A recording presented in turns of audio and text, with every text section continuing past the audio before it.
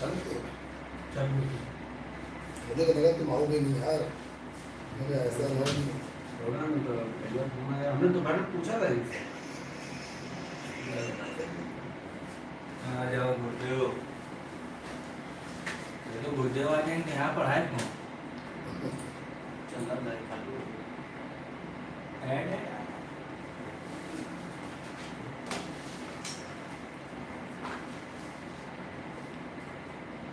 बाबू अरुण, अरे इसमें लिखो।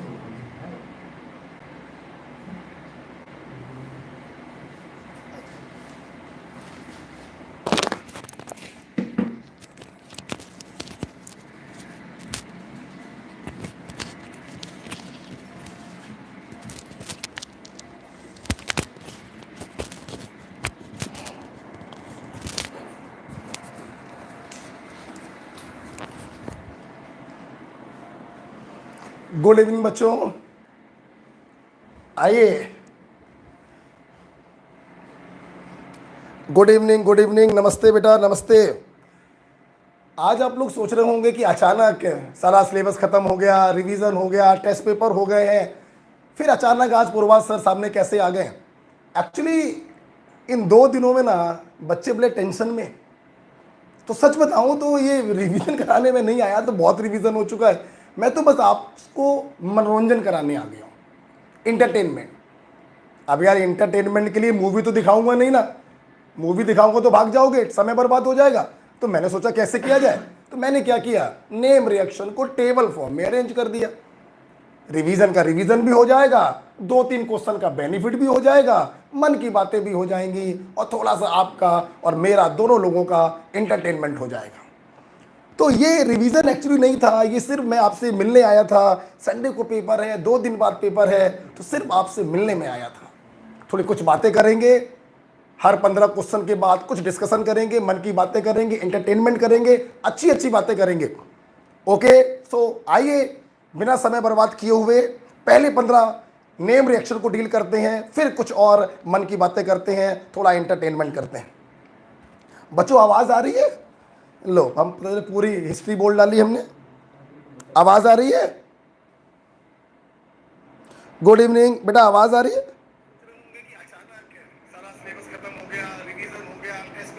आ रही भाई, ओके।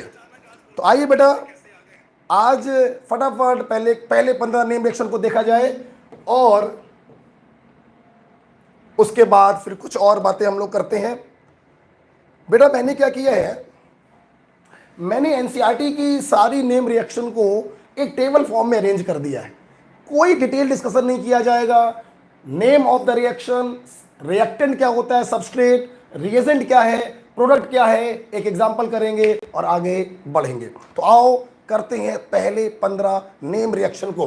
पहली रिएक्शन बच्चों क्या है, Sabatier Senderens reduction given by unsaturated hydrocarbon that is alkene और alkyne.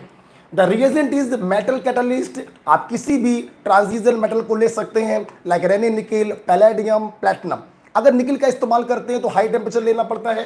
What is the product, alkane that is saturated hydrocarbon, pi bond break होगा, एक एच इधर एक एच इधर। एग्जांपल के तौर पर मान लीजिए हमने कोई एल्कीन ले ली, या हमारे पास कोई एल्काइन है, हम लोगों ने इसका हाइड्रोजनेशन करा दिया, और आप जानते हैं जितने भी पाई बॉन्ड होंगे ब्रेक होंगे और एक एक एच आ जाएगा। 2 पाई बॉन्ड होंगे तो 2 एच आ जाएंगे, और इस प्रकार से फॉर्मेशन हो जाएगा एल्केन का। This reaction is called Sabatier Senderens reduction catalytic hydrogenation. Unsaturated hydrocarbon to saturated hydrocarbon with the help of metal catalyst like Raney nickel, palladium, platinum, कुछ भी आप इस्तेमाल कर सकते हैं। बात करते हैं बच्चों वुड्स रिएक्शन की। What is Wurtz reaction? यहां पे हमारा रिएक्टेंट क्या होता है, alkyl halide, right. What is the reagent, sodium in presence of dry ether. पानी नहीं ले सकते, पानी ले लेंगे तो सोडियम आग लगा देगा, इसलिए लेते हैं dry ether. And what is the product, product is alkane. Just double carbon का एल्केन बनता है। कैसे कराते हैं वुड्स रिएक्शन, ये हमारे पास एल्किल हैलाइड होता है, ये हमारे पास रिएजेंट होता है, sodium in presence of dry ether. Carbon halogen bond को काटेंगे, बिंदी लगाएंगे, बिंदी मतलब फ्री रेडिकल, डाइमेराइज करेगी और इस प्रकार से हमें प्राप्त होगा symmetrical alkane. This is about the Wurtz reaction. कैसे पहचानोगे वुड्स रिएक्शन? सबस्ट्रेट होगा एल्किल हैलाइड, एरो के ऊपर लिखा होगा sodium in presence of dry ether, समझ जाना ये वुड्स रिएक्शन है। डबल कार्बन का अनसिमेट्रिकल एल्केन बनेगा। अनसिमेट्रिकल एल्केन बनाने का प्रयास करोगे तो वो पॉसिबल नहीं होगा, अदरवाइज मिक्सचर ऑफ एल्केन हमको मिलेगा। नेक्स्ट पॉइंट देखते हैं, कोरे हाउस सिंथेसिस। यहां पर भी हमारा सबस्ट्रेट रिएक्टेंट होता है एल्किल हैलाइड। कैसे पहचानोगे ये कोरे हाउस सिंथेसिस है? यहां पे रिएजेंट होता है Gilman's reagent dialkyl lithium cuprate, Gilman's reagent. Product क्या होगा? Just like to Wurtz reaction, ये भी एक कपलिंग रिएक्शन है। यहां पर एक एल्किल ग्रुप एल्किल हैलाइड से आएगा और दूसरा एल्किल ग्रुप गिलमंस रिएजेंट से आएगा और दोनों आपस में जुड़ जाएंगे, एक सिग्मा बॉन्ड का फॉर्मेशन होगा। और ये देखिए, एक आर आया एल्किल हैलाइड से, एक आर आया गिलमंस रिएजेंट से और डबल कार्बन का एल्केन बन गया। बच्चों, ये सिमेट्रिकल भी हो सकता है और ये अनसिमेट्रिकल भी हो सकता है। अगर दोनों एल्किल ग्रुप सेम हैं तो ये सिमेट्रिकल होगा, दोनों एल्किल ग्रुप डिफरेंट हैं तो ये अनसिमेट्रिकल होगा। जबकि वुड्स रिएक्शन में आप देखिए वही एल्किल ग्रुप डाइमराइज कर रहा है, इसलिए वो एल्केन क्या होगा? सिमेट्रिकल होगा। आपको याद होगा कोरे हाउस सिंथेसिस में अगर बेस्ट प्रोडक्ट बनाना चाहते हो, हाई यील्ड में बनाना चाहते हो, तो alkyl halide should be primary for better yield. अच्छी यील्ड के लिए एल्किल हैलाइड कैसा होना चाहिए? प्राइमरी। आपको बेटा ये भी मालूम होगा इसका जो एक आर बचा होगा वो कॉपर के साथ कंबाइन करेगा और यहां पे साथ में बनेगा R dash C U. L जो होगा वो एक्स को लेकर LiX के फॉर्म में अलग हो जाएगा। गिलमंस रिएजेंट एक ऑर्गेनोमेटेलिक कंपाउंड है क्योंकि यहां पे कार्बन एक मेटल के साथ जुड़ा हुआ है। उसी प्रकार से प्रोडक्ट में भी बन रहा है एक ऑर्गेनोमेटेलिक कंपाउंड। हमने पढ़ा Sabatier Senderens reduction, unsaturated hydrocarbon to saturated hydrocarbon, बोले तो कैटालिटिक हाइड्रोजनेशन, बोले तो मेटल कैटालिस्ट की उपस्थिति में। This is the example of heterogeneous catalysis. Wurtz और कोरे हाउस में क्या डिफरेंस है? वुड्स में सिमेट्रिकल एल्केन बनता है, एल्किल ग्रुप डाइमराइज करता है, जबकि कोरे हाउस सिंथेसिस में एल्किल हैलाइड का आर गिलमेंस के आर के साथ मिलकर एल्केन बनाता है, जो सिमेट्रिकल या अनसिमेट्रिकल कुछ भी हो सकती है। हम लोग बच्चों बात करेंगे वुल्फ किश्नर रिडक्शन की। कौन देता है Wolff Kishner reduction? Carbonyl compound देते हैं, एल्डिहाइड या कीटोन। कैसे पहचानेंगे ये वुल्फ किश्नर रिडक्शन है? रीजन देखिए, hydrazine followed by sodium alkoxide और हमें प्राप्त होगा एल्केन। आइए देखते हैं, ये होगा एल्डिहाइड या कीटोन। आपने लिया क्लीमेंसन का reagent hydrazine followed by sodium alkoxide, bond कटा, 2H इधर 2H इधर और इस प्रकार से बच्चों क्या बन गया? एल्केन का फॉर्मेशन हो गया। एग्जाम्पल के तौर पे आप समझना चाहें तो मान लीजिए मैंने आपको एसीटोन दे दिया, एसीटोन दे दिया, बच्चों क्या होगा? आपको समझ में आ गया होगा। इस प्रकार से बॉन्ड कटेंगे, 2H उधर 2H इधर और प्रोपेनोन से फॉर्मेशन हो जाएगा प्रोपेन का। तो वुल्फ किश्नर रिडक्शन कैसे पहचानेंगे? रिएक्टेंट होगा कार्बोनिल कंपाउंड, रिएजेंट होगा hydrazine followed by sodium alkoxide and product होगा alkane. Carbon oxygen double bond कटेगा, 2H उधर 2H इधर और सेम कार्बन का एल्केन प्राप्त होगा। राइट। अगर बच्चों हम लोग बात करें, कट कैसे करते हैं यहां से, अगर बच्चों हम लोग बात करें क्लीमेंसन रिडक्शन की, तो क्लीमेंसन रिडक्शन बिल्कुल वही होता है जो वुल्फ किश्नर रिडक्शन होता है। अंतर सिर्फ होता है रिएजेंट में। वुल्फ किश्नर में था hydrazine followed by sodium alkoxide, जबकि क्लीमेंसन में होता है अमलगेटेड जिंक प्लस कंसंट्रेटेड HCl। तो मैं सीधे अगर एग्जांपल कराऊं, मान लीजिए मैंने अब की बार ये कार्बोनिल कंपाउंड ले लिया और एरो के ऊपर लिख दिया amalgamated zinc plus concentrated HCl, bond कटा, 2H इधर 2H इधर और सेम कार्बन का एल्केन हमको प्राप्त हो गया, दैट इज साइक्लोहेक्सेन। बात करेंगे हम लोग डिकार्बोक्सिलेशन रिएक्शन की। ये कौन देते हैं? कार्बोक्सिलिक एसिड देते हैं। किसकी प्रेजेंस में देते हैं? Soda lime, that is NaOH plus CaO। The product is alkane. कैसे कराते हैं रिएक्शन? कोई भी कार्बोक्सिलिक एसिड ले लीजिए और आप इसके ऊपर डाल दीजिए soda lime, that is NaOH plus CaO। बच्चों CO2 निकल जाता है और एक कार्बन कम का एल्केन बन जाता है। क्योंकि CO2 निकलता है इसीलिए इसको कहते हैं डीकार्बोक्सिलेशन रिएक्शन। आप जानते हैं बच्चों, अगर एसिड के स्थान पर आप सोडियम सॉल्ट लेते हैं, प्रोडक्ट तब भी वही बनेगा, एक कार्बन कम का एल्केन। हम लोग कैसे पढ़ा देते हैं बच्चों को, एसिड लिया, सिंपल CO2 हटाइए, RH बन गया। सोडियम सॉल्ट है तो समझने के लिए ऐसे समझेंगे कि इस प्रकार से Na2CO3 निकल जाएगा और ये H यहां पर आके जुड़ जाएगा और एल्केन का फॉर्मेशन हो जाएगा। जितने COOH होंगे बच्चों, सारे COOH हट जाएंगे और वो एल्केन में बदल जाएगा। फॉर एग्जाम्पल, अगर हम लोग मान लीजिए कोई डाई कार्बोक्सिलिक एसिड ले लेते हैं, आपको इसका नाम मालूम होगा, जैसे थैलिक एसिड, और थैलिक एसिड में भी अगर आप लोग सोडा लाइम को डाल दें तो ये भी निकल जाएगा, ये भी निकल जाएगा और हमको क्या प्राप्त हो जाएगा, बेंजीन। आपने हमसे पढ़ा होगा डीकार्बोक्सिलेशन रिएक्शन में बीटा कीटो एसिड, इनको डीकार्बोक्सिलेट कराने के लिए हमें सोडा लाइम की जरूरत नहीं पड़ती, सिर्फ हम लोग गर्म कर देते हैं और सिंपल डीकार्बोक्सिलेशन हो जाता है और एक कार्बन कम का प्रोडक्ट बन जाता है।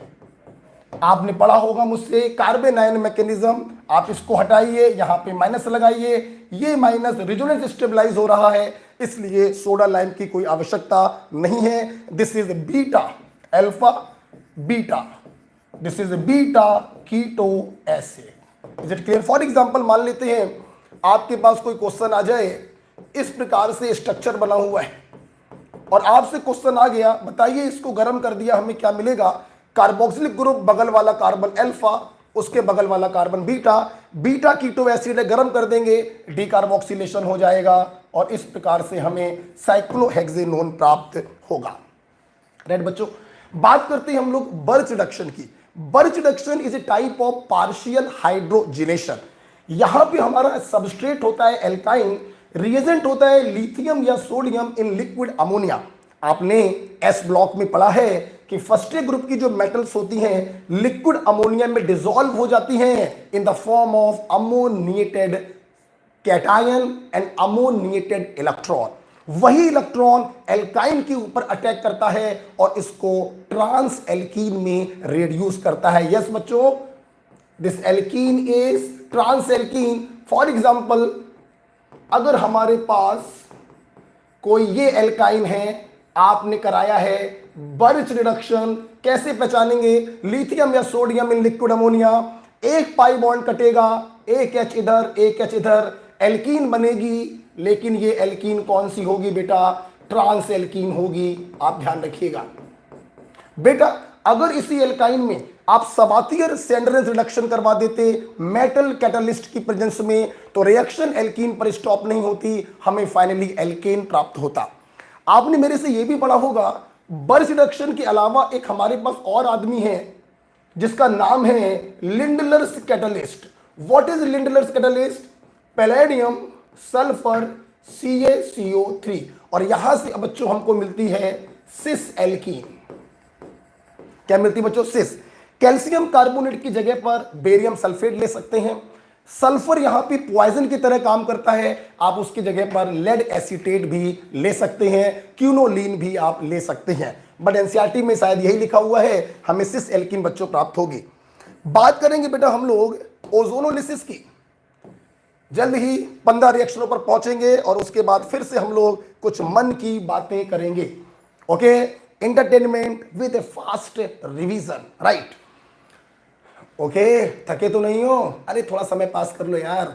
ओके, 2 दिन बाद पेपर है, इसलिए टेंशन नहीं लेना है, कूल रहना है। आइए देखते हैं ओजोनोलिसिस। ओजोनोलिसिस बच्चों आपको मालूम है, it is a 2 step conversion. First edition of ozone followed by hydrolysis in presence of zinc dust. आप लोग DMS का भी इस्तेमाल कर सकते हैं, डाई मिथाइल सल्फाइड का भी इस्तेमाल कर सकते हैं। एल्कीन भी देता है ओजोनोलिसिस, एल्काइन भी देता है, बट इतिहास गवाह है जितने भी क्वेश्चन आते हैं एल्कीन के ऊपर ही आते हैं। आपको मालूम है, एग्जाम्पल लेके डील करेंगे। मान लीजिए ये कोई एल्कीन आपको दी गई है बच्चों, और हमने कराया ओजोनोलिसिस। कैसे पहचानेंगे ये ओजोनोलिसिस है? एरो के ऊपर लिखा होगा ओजोन और hydrolysis in presence of zinc dust. It's very easy. Cut the double bond, give O on both side, और एल्कीन कन्वर्ट हो जाता है कार्बोनिल कंपाउंड में। या तो एल्डिहाइड बनता है और या फिर कीटोन बनता है या फिर दोनों बनते हैं। इज इट क्लियर बच्चों?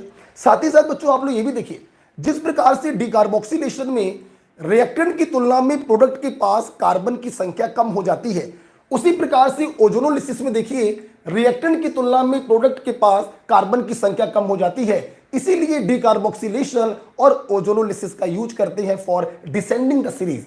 जबकि कपलिंग रिएक्शन, वुड्स रिएक्शन, कोरे हाउस सिंथेसिस, फ्रैंकलिन रिएक्शन, इनका हम यूज करते हैं for ascending the series. But आपको याद होगा एक एल्कीन ऐसी भी होती है जिसे हम लोग कहते हैं साइक्लिक मोनो एल्कीन। रिंग कितनी भी बड़ी हो, कितनी भी छोटी हो, अगर उसके अंदर एक डबल बॉन्ड है तो इसका ओजोनोलिसिस कराने पर cut the double bond, give O on both side. आप ध्यान दीजिए ये दोनों प्रोडक्ट अलग नहीं हुए हैं, एक ही साथ हैं, आपस में जुड़े हुए हैं, मतलब सेम कार्बन का प्रोडक्ट आपको प्राप्त होगा। इस कार्बन के पास हाइड्रोजन है तो ये बदलेगा CHO में, इस कार्बन के पास भी हाइड्रोजन है तो ये भी बदलेगा CHO में। तो क्या बन गया? CHO, एक CH2, दो CH2, तीन CH2, चार CH2 और फिर बन जाएगा CHO। तो मेरे पास जगह नहीं है, मैं यहां पे लिख दे रहा हूं, 4 CH2 है आपके पास और 2 CHO आ गए। तो आप देख सकते हैं 6 कार्बन की एल्कीन थी और 6 कार्बन का ही प्रोडक्ट आपको प्राप्त हुआ। This is about the ozonolysis. Ozonolysis पर बैक ट्रेसिंग के भी क्वेश्चन आते हैं। आपको प्रोडक्ट दिया जाता है, आपसे एल्कीन पूछते हैं, ट्रिक आपको मालूम है, चोंच से चोंच लड़ाओ, राइट। जितने भी प्रोडक्ट हैं उनके जो फंक्शनल ग्रुप हैं, जो कार्बोनिल ग्रुप हैं, उनका मुंह एक दूसरे की तरफ कर दो और O2 को हटाकर डबल बॉन्ड से जोड़ दो। आप कहां पहुंच जाओगे? आप एल्कीन पर पहुंच जाओगे, राइट। चलते हैं बच्चों वेकर सिंथेसिस। रिएक्टेंट होता है इसका एल्कीन। पहचानेंगे कैसे? aqueous palladium chloride in presence of cupric chloride. What is the reagent? Aqueous palladium chloride in presence of cupric chloride. And what is the product? Aldehyde oblique ketone. Carbonyl compound हमको प्राप्त होता है। कैसे याद कराया गया था? इधर देखिए बेटा, aqueous का मतलब है वाटर और पैलेडियम क्लोराइड। आप लोग अगर ध्यान से देखें, मैंने ऐसे पढ़ाया था आपको, ट्वाइस HCl अलग कर दीजिए, पैलेडियम अलग कर दीजिए, जो ये O बचा इस O को एल्कीन में इंसर्ट कर दीजिए। जब आप O को एल्कीन में डालेंगे तो आपको मालूम है एल्कीन में O लगाने पर वो कार्बोनिल कंपाउंड में बदल जाता है, क्योंकि एल्कीन का फार्मूला होता है CnH2n, और जैसे इसमें O जोड़ेंगे CnH2nO बन जाएगा कार्बोनिल कंपाउंड। यस, इसीलिए वेकर सिंथेसिस का रिएक्टेंट होता है एल्कीन और प्रोडक्ट होता है कार्बोनिल कंपाउंड। आपको याद होगा एथिलीन इकलौता एल्कीन है जो वेकर सिंथेसिस से एल्डिहाइड बनाता है, और बकाया जितने भी एल्कीन्स होती हैं वो वेकर सिंथेसिस से कीटोन बनाती हैं। बेटा एथिलीन की मजबूरी है, वो कीटोन नहीं बना सकता क्योंकि कीटोन बनाने के लिए मिनिमम 3 कार्बनों की जरूरत पड़ती है। So this is about the waker synthesis. बात करेंगे Colway electrolysis. Colway electrolysis given by sodium salt of carboxylic acid. Mono carboxylic भी हो सकता है, डाई कार्बोक्सिलिक भी हो सकता है। अगर मोनो कार्बोक्सिलिक होगा तो एल्केन मिलेगा, डाई कार्बोक्सिलिक सैचुरेटेड होगा तो एल्कीन मिलेगा, और डाई कार्बोक्सिलिक अनसैचुरेटेड होगा तो एल्काइन मिलेगा। फॉर एग्जांपल बच्चों देखेंगे CH3COONA, sodium salt of mono carboxylic acid, CH2COONA, CH2COONA, sodium salt of saturated di carboxylic acid. जगह नहीं है, यहां पे लिख दे रहे हैं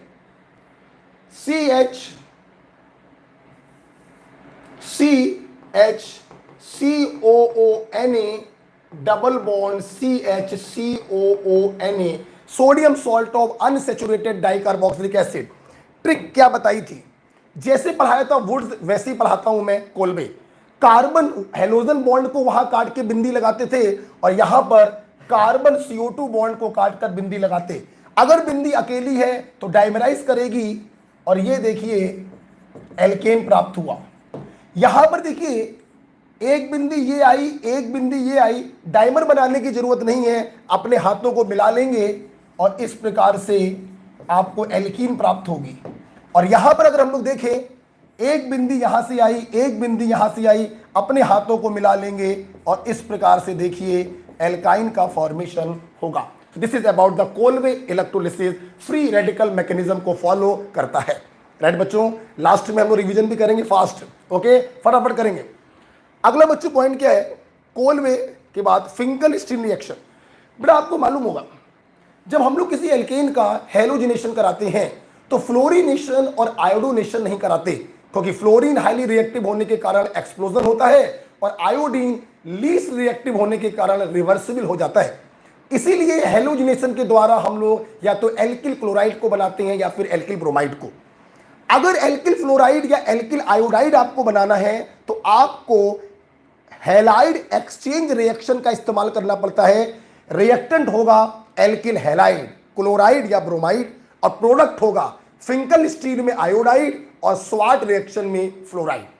कैसे पहचानेंगे ये फिंकल-स्टीन रिएक्शन है, the reagent is NaI in acetone. और कैसे पहचानेंगे ये स्वाट रिएक्शन है, reagent is metal fluoride, silver fluoride, mercury fluoride, cobalt fluoride, antimony fluoride, कोई भी मेटल फ्लोराइड ले सकते हैं। राइट, आप देख सकते हैं बच्चों दोनों को मिला के कर दे रहे हैं।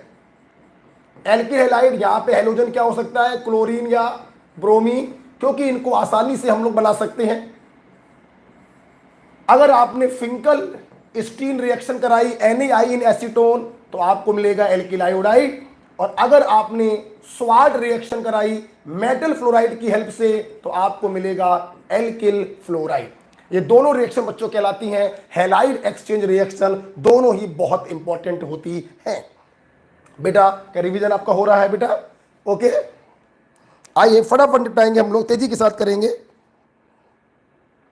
ओके ओके ओके ठीक है। हाँ बेटा ज़्यादा हम लोग को डिटेल में नहीं जाना है, डिटेल में हम लोगों को नहीं जाना है। हम लोग जो है रिएक्शन को पहचानना सीखेंगे, सबस्ट्रेट क्या है, रिएजेंट क्या है और प्रोडक्ट क्या है, और थोड़ी सी मन की बातें करेंगे। राइट, आइए चलते हैं आगे। 12 के बाद अगर चले क्वेश्चन नंबर 13 अगर देखा जाए, दैट इज डार्जन मेथड। क्या होता है डार्जन method?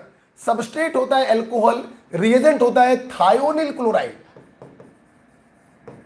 What is this? This is thionyl chloride and the product is alkyl chloride. Yes, आप देख सकते हैं, जैसे मान लीजिए ये आपका एल्कोहल है, आपने इसमें थायोनिल क्लोराइड को ले लिया इन प्रेजेंस ऑफ प्रीडीन। अगर प्रीडीन लेते हैं तो ये SL2 मैकेनिज्म को फॉलो करता है, OH हटेगा और यहां पे क्या आ जाएगा, Cl आ जाएगा। तो एल्कोहल को एल्किल क्लोराइड में बदलते हैं with the help of Darzens method. The reagent is thionyl chloride in presence of pyridine. अगर आप प्रीडीन नहीं लेते हैं तो वो SL2 मैकेनिज्म को फॉलो नहीं करेगा। राइट, बात करते हैं हुन्स-डिकर रिएक्शन, वेरी इंपॉर्टेंट रिएक्शन। यहां पे हमारा सबस्ट्रेट होता है silver salt of carboxylic acid. Halogen लेते हैं क्लोरीन या ब्रोमीन, आयोडीन को लेने पर ईस्टर का फॉर्मेशन हो जाता है अगर आपको याद हो, and the product is alkyl chloride या एल्किल ब्रोमाइड। कैसे करते हैं रिएक्शन आप देख सकते हैं, silver salt of carboxylic acid, आपने हेलोजन से रिएक्शन कराई इन प्रेजेंस ऑफ CCl4, CO2 अलग हो गया, सिल्वर हैलाइड बच्चों अलग हो गया, और एक हेलोजन एक एल्किल ग्रुप के साथ मिलकर एल्किल हैलाइड बना लेगा। ये हेलोजन क्लोरीन या ब्रोमीन हो सकता है, इसीलिए एल्किल क्लोराइड या एल्किल ब्रोमाइड ही हम लोग बनाते हैं। क्वेश्चन उठता है आयोडीन क्यों नहीं?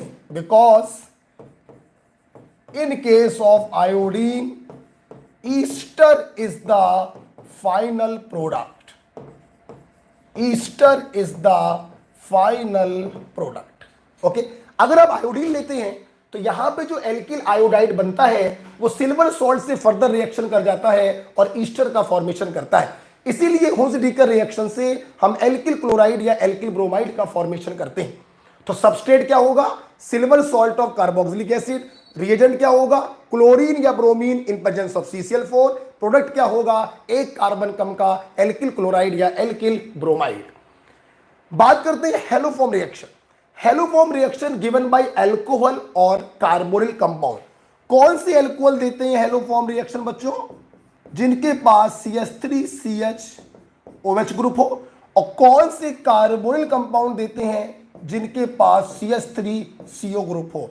ऐसे कंपाउंड जब हेलोजन से रिएक्शन करते हैं इन प्रेजेंस ऑफ एल्कली फॉर्मेशन होता है हेलोफॉर्म का। What is haloform? Try halogen derivative of methane. Methane के 3 H हटाइए, 3 हेलोजन लगाइए, बनने वाले को कहते हैं हेलोफॉर्म। आइए देखते हैं कुछ एग्जांपल। जैसे मान लीजिए मैंने एल्कोहल के रूप में एथिल अल्कोहल ले लिया। ये देखिए एथिल अल्कोहल है, इसके पास CH3COH ग्रुप है। जो हमारी कंडीशन होती है उसके बाद जो कुछ भी बचता है हम लोग उसे G मान लेते हैं। तो CH3 से कटकर बनेगा हेलोफॉर्म। और ये जो बच्चों H होता है, G होता है, इसको हम लोग COO माइनस देकर अलग कर देते हैं, सॉल्ट के फॉर्म में अलग कर देते हैं। मान लीजिए आपके पास अल्कोहल नहीं है, आपके पास कोई कार्बोनिल कंपाउंड है। मान लीजिए आपके पास है एसिटोफिनोन। क्या एसिटोफिनोन हेलोफॉर्म रिएक्शन देगा? बिल्कुल देगा। CH3CO ग्रुप बच्चों इसके पास है, इसको क्या मान लेंगे? इसको G मान लेंगे। ये कट के बनाएगा बच्चों हेलोफॉर्म। और ये जो G है, मेरे पास जगह नहीं है, मैं यहां लिख रहा हूं। और ये जो G है, इस G को COO माइनस दे के अलग कर देंगे तो हेलोफॉर्म बच्चों अलग हो जाएगा और सॉल्ट जो है वो बच्चों अलग हो जाएगा। तो ऐसे अल्कोहल जिनके पास CH3CHOH ग्रुप हो या जिनके पास CH3C double bond O group हो, ये कंपाउंड हेलोफॉर्म रिएक्शन देते हैं। आयोडोफॉर्म के बारे में आपको मालूम होगा, येलो क्रिस्टलाइन सॉलिड होता है, एंटीसेप्टिक की तरह यूज होता है due to free iodine. This is about the haloform reaction, right. इनके अलावा जो कुछ भी होता है हम उसको COO माइनस देकर अलग कर देते हैं। बात करेंगे बच्चों Reimer Tiemann reaction, very important reaction. The substrate is phenol, the reagent is chloroform in presence of alkali. और ये दोनों आपस में रिएक्शन करके बनाती हैं dichlorocarbene. The intermediate is dichlorocarbene and the product is salicylaldehyde. Reaction लिखने की जरूरत ही नहीं है क्योंकि पूरी रिएक्शन हो गई। तो फिनॉल की रिएक्शन जब हम लोग कराते हैं chloroform in presence of alkali से फॉर्मेशन होता है सैलिसिल्डिहाइड का। This reaction is called reamer Tiemann reaction. आपको मालूम होगा अगर हम लोग यहां पर CCl4 ले लेते हैं तो यहां पर एक ऑक्सीजन बढ़ जाएगा और हमें मिलेगा सैलिसिलिक एसिड, उसे भी हम लोग कहते हैं रीमर टीमन रिएक्शन। तो फिनॉल से बनेगा सैलिसिल्डिहाइड, राइट बेटा। ओके, तो हम लोगों ने 16 रिएक्शनें करी। आइए देखें भाई, तो बच्चों जल्दी जल्दी से, हाँ बिल्कुल सही बच्चों, कोमल बेटा सही है बेटा, इंटरमीडिएट बनेगा डाइक्लोरोकार्बीन। ओके आ जाओ बेटा, बात करते हैं थोड़ी सी। आपके सामने आए हैं, सच्चाई तो ये है पढ़ाने के पॉइंट ऑफ व्यू से बिल्कुल भी नहीं आए थे, लेकिन अब सिर्फ बात करने के लिए आएंगे तो अच्छा भी नहीं लगेगा। टीचर आपके सामने आए तो कुछ माल पानी लेकर आना चाहिए, तो वही माल पानी लेकर आ गए। आओ थोड़ी सी बात करते हैं। आज का दिन है थर्सडे, फ्राइडे, सैटरडे, संडे को एग्जाम है। 2 दिनों में क्या करें? बच्चों के फोन आ रहे हैं, सर ऐसा लग रहा है सब कुछ भूल गए, स्मरण शक्ति खो गई है। नहीं मेरे भाई, ऐसा नहीं है बेटा। अगर आपने साल भर पढ़ाई करी है, टेस्ट पेपर दिए हैं, मेहनत करी है, आप कुछ नहीं भूले हैं। सब आपकी खोपड़ी में बैठा हुआ है। ये स्यूडो फीलिंग आ रही है कि तुम भूल गए, होता है, आप कुछ नहीं भूले हो। B positive. इन 2 दिनों में अपना एटीट्यूड पॉजिटिव रखिए, अच्छा ही होगा। ऊपर वाले ने आपके लिए अच्छा ही सोच रखा है। प्रसन्न रहिए, खुश रहिए, हल्का फुल्का पढ़ते रहिए, कोई हैवी स्टडी नहीं करनी है, हैवी स्टडी कर चुके हम लोग, कोई नई चीज नहीं पढ़नी है। नई चीज पढ़ने के लिए तो मैं पिछले 1 महीने से मना कर रहा हूं। इन 2 दिनों में हमें हैवी स्टडी भी नहीं करनी है, हल्का फुल्का देख लिया भाई, हाँ भाई ये फार्मूला भूल जाते, लाओ फार्मूला रिवाइज कर लिया हल्के फुल्के, केमिस्ट्री में लाओ थोड़ा बायोमोलिक्यूल देख लेते हैं, लाओ थोड़ा एनवायरमेंटल केमिस्ट्री देख लेते हैं, बस। कोई पेपर लगाना हो, कौन सा पेपर, नया पेपर नहीं, जो साल भर में दिए हैं उन्हीं में से कोई पेपर लगाना हो लगा लो। तो फ्राइडे और सैटरडे को हम आराम से रहेंगे, जो होगा अच्छा ही होगा, आप कुछ भूले नहीं। पेरेंट्स से बात करते रहिए, उनको अपनी बातों को शेयर कर सकते हैं उनसे। काकादेव में रह रहे हैं, फ्रेंड्स से बात करते रहिए। अब जब फ्रेंड्स से बात करना ना, तो पढ़ाई अड़ाई की बातें नहीं करनी है, तुमने कितना पढ़ लिया, और यार हमने तो ये तैयार कर लिया, और यार हम तो कर ही नहीं पाए। अरे नहीं भैया, सब तैयार हो गया। दूसरी वाली बातें करो, पढ़ाई की बातें मत करो। क्यों? अब तुम्हारे दोस्त ने कह दिया यार ये मैंने पढ़ लिया, बहुत इंपॉर्टेंट है, इससे सवाल आने वाला है, और पता चले तुमने वो नहीं पढ़ा है, डिप्रेशन आ गया। लो, तुम पढ़ने बैठ गए, टेंशन लेने लगे, और टेंशन लेने लगेंगे तो एग्जाम में भी वो टेंशन दिखाई पड़ेगी। इसलिए आपने जो किया है वो अच्छा किया, कुछ भूले नहीं है, हल्का फुल्का आप पढ़ाई कर सकते हैं फ्राइडे को और सैटरडे को। क्लियर? तो बी पॉजिटिव, पॉजिटिव एटीट्यूड रखिए, सब अच्छा ही होना है। ज़्यादा लोड नहीं लेना है, टेंशन नहीं लेनी है, हल्का फुल्का पढ़ सकते हैं, पढ़ना चाहे पढ़ सकते हैं, टेस्ट पेपर लगाना चाहे घर पर लगा सकते हैं। ओके, बी पॉजिटिव, सब अच्छा ही होगा। मम्मी पापा से बात करते रहिए, राइट? आइए, तो पॉजिटिव रहना है। फ्राइडे सैटरडे पेन नहीं लेना है, हैवी स्टडी नहीं करनी है, नया काम नहीं करना है, दोस्तों से बात करनी है, हल्की फुल्की बात करनी है, एंजॉय वाली बात करनी है, प्रसन्न रहने वाली बातें करनी है, ज़्यादा स्टडी की बातें नहीं करनी।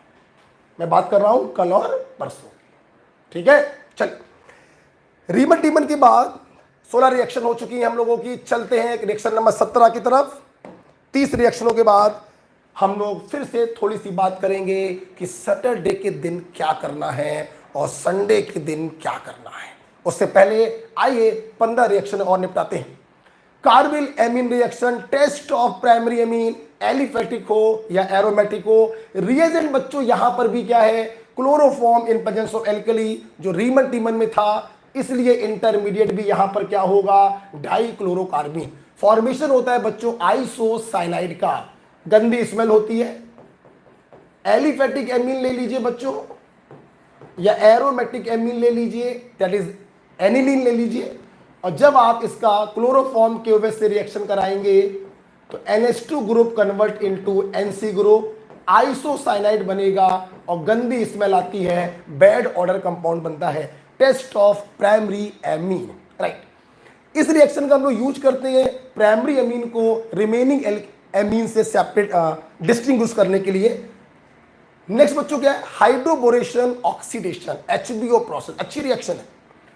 एल्कीन या एल्काइन, इनमें से किसी की भी रिएक्शन सबसे पहले कराते हैं डाइबोरेन से, कुछ बनता है, क्या बनता है? ट्राई एल्काइल बोरेन बनता है। और जो ट्राई एल्काइल बोरेन बनता है उसका ऑक्सीडेशन करवा देते हैं H2O2 in presence of alkali. हमें फाइनली प्राप्त होता है, अगर एल्कीन लिया तो एल्कोहल, और अगर एल्काइल लिया तो carbonyl compound.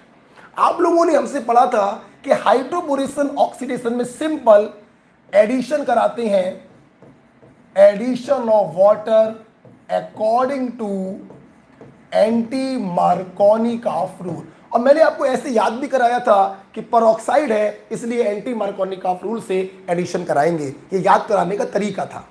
Okay, for example बच्चों देखते हैं, मान लीजिए आपके पास ये कोई एल्कीन है, एरो के ऊपर लिखा हुआ है डाइबोरेन फॉलोड बाय ऑक्सीडेशन। आपने क्या किया? वाटर का एडिशन कराया एंटी मार्कोनिकॉफ से। H वहां जाएगा जहां हाइड्रोजन कम है, OH वहां जाएगा जहां हाइड्रोजन ज्यादा है, और इस प्रकार से देखिए एल्कोहल का फॉर्मेशन होगा। This is hydroboration oxidation, no rearrangement. Yes, hydroboration oxidation में कोई भी रीअरेंजमेंट नहीं होता। मान लीजिए आपने कोई एल्काइल ले ली,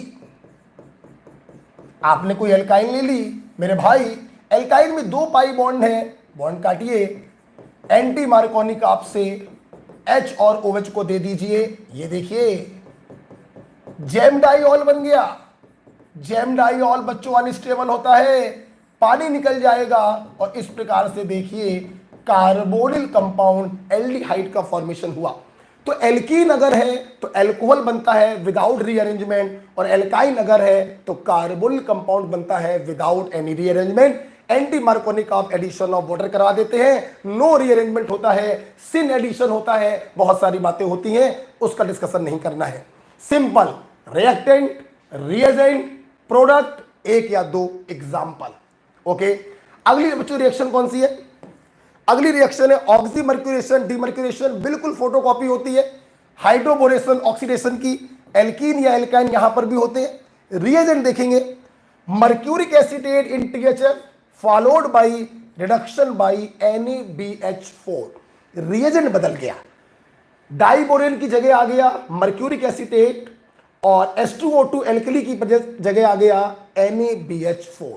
यस, यहां पे हम लोग एडिशन करते हैं, addition of water according to Markovnikov rule.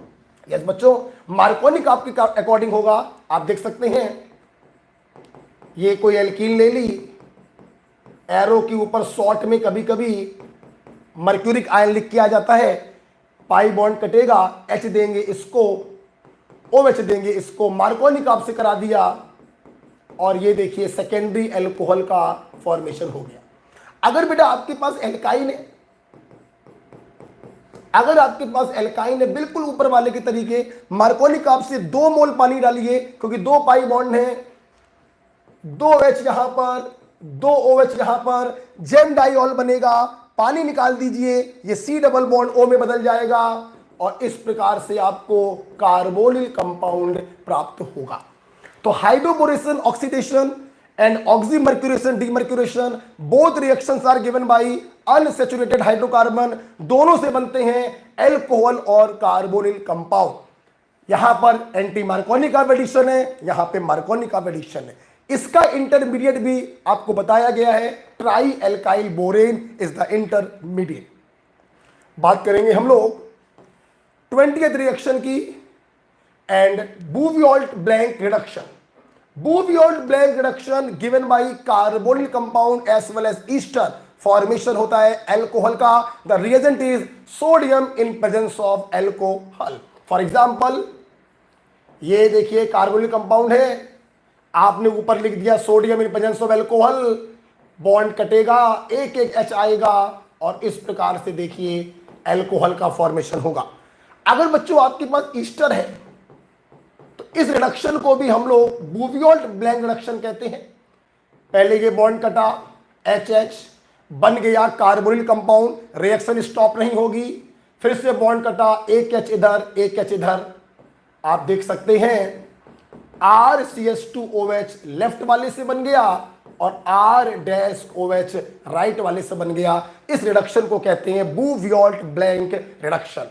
Carbonyl compound and ester reduces into alcohol. The reagent is sodium in presence of alcohol is Buviol blank reduction। NPV reduction, दोनों में जरा सा अंतर है, यहां पर ईस्टर है, यहां पर ईस्टर नहीं है, पहला अंतर। दूसरा, यहां पे रिएजेंट है sodium in presence of ethyl alcohol और यहां पे रिएजेंट है aluminium आइसोप्रोपोक्साइड। What is iso group? CH3CH3 is iso group, this is isopropyl, O लगा दिया isopropoxide, whole cube Al, aluminium isopropoxide, बिल्कुल सेम रिएक्शन होगी। इज इट क्लियर बच्चों? चलेंगे आगे। Williamson ether synthesis, very important reaction given by alkyl halide. The reagent is sodium alkoxide and the product is ether. Yes, आप लिख सकते हैं ये एल्किल हैलाइड है, आपने रीजियन डाला सोडियम एल्कोक्साइड, डैश लगा देते हैं, SN2 फैशन में अटैक करता है, ये बाहर जाएगा और आप देखिए ईथर का फॉर्मेशन हो गया। ये देखिए ये सिमेट्रिकल भी हो सकता है बच्चों, ये अनसिमेट्रिकल भी हो सकता है, ये डिपेंड करेगा कि दोनों एल्किल ग्रुप सेम है तो सिमेट्रिकल, डिफरेंट है तो अनसिमेट्रिकल। बच्चों आपको मालूम है न्यूक्लियोफिलिक सब्स्टिट्यूशन और इलिमिनेशन में हमेशा कंपटीशन होता है, इसीलिए अगर बेटर ईल्ड आप चाहते हैं, for better yield the alkyl halide must be primary.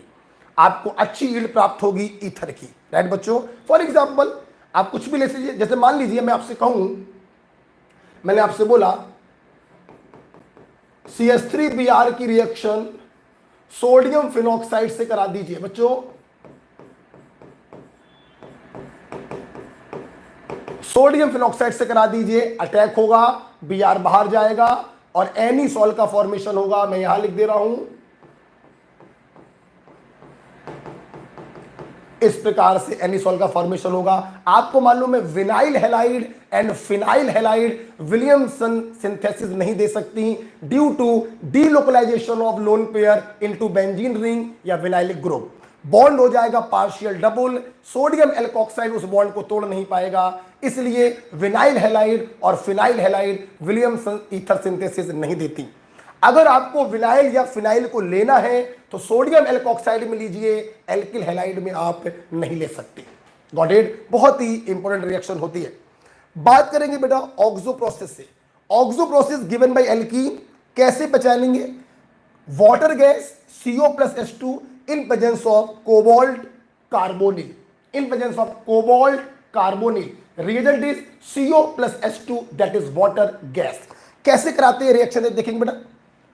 CO+H2 को आप ऐसे लिख दीजिए HCHO, HCHO लिख सकते हैं और कुछ मत करिए, इस HCHO को इस एल्कीन में, मान लो एल्कीन ये है, आप इस HCHO को इस एल्कीन में एंटी मार्कोनी का रूल से ऐड करा दीजिए, प्लस वाला वहां जाएगा जहां हाइड्रोजन कम है और माइनस वाला वहां जाएगा जहां हाइड्रोजन ज्यादा है, और इस प्रकार से देखिए एल्डिहाइड का फॉर्मेशन होगा। तो ऑक्सो प्रोसेस में सबस्ट्रेट होता है एल्कीन, रिएजेंट होता है water gas cobalt carbonyl, product होता है बच्चों ऑलवेज एल्डिहाइड। हम इससे कीटोन का फॉर्मेशन नहीं कर सकते, ओनली फॉर एल्डिहाइड।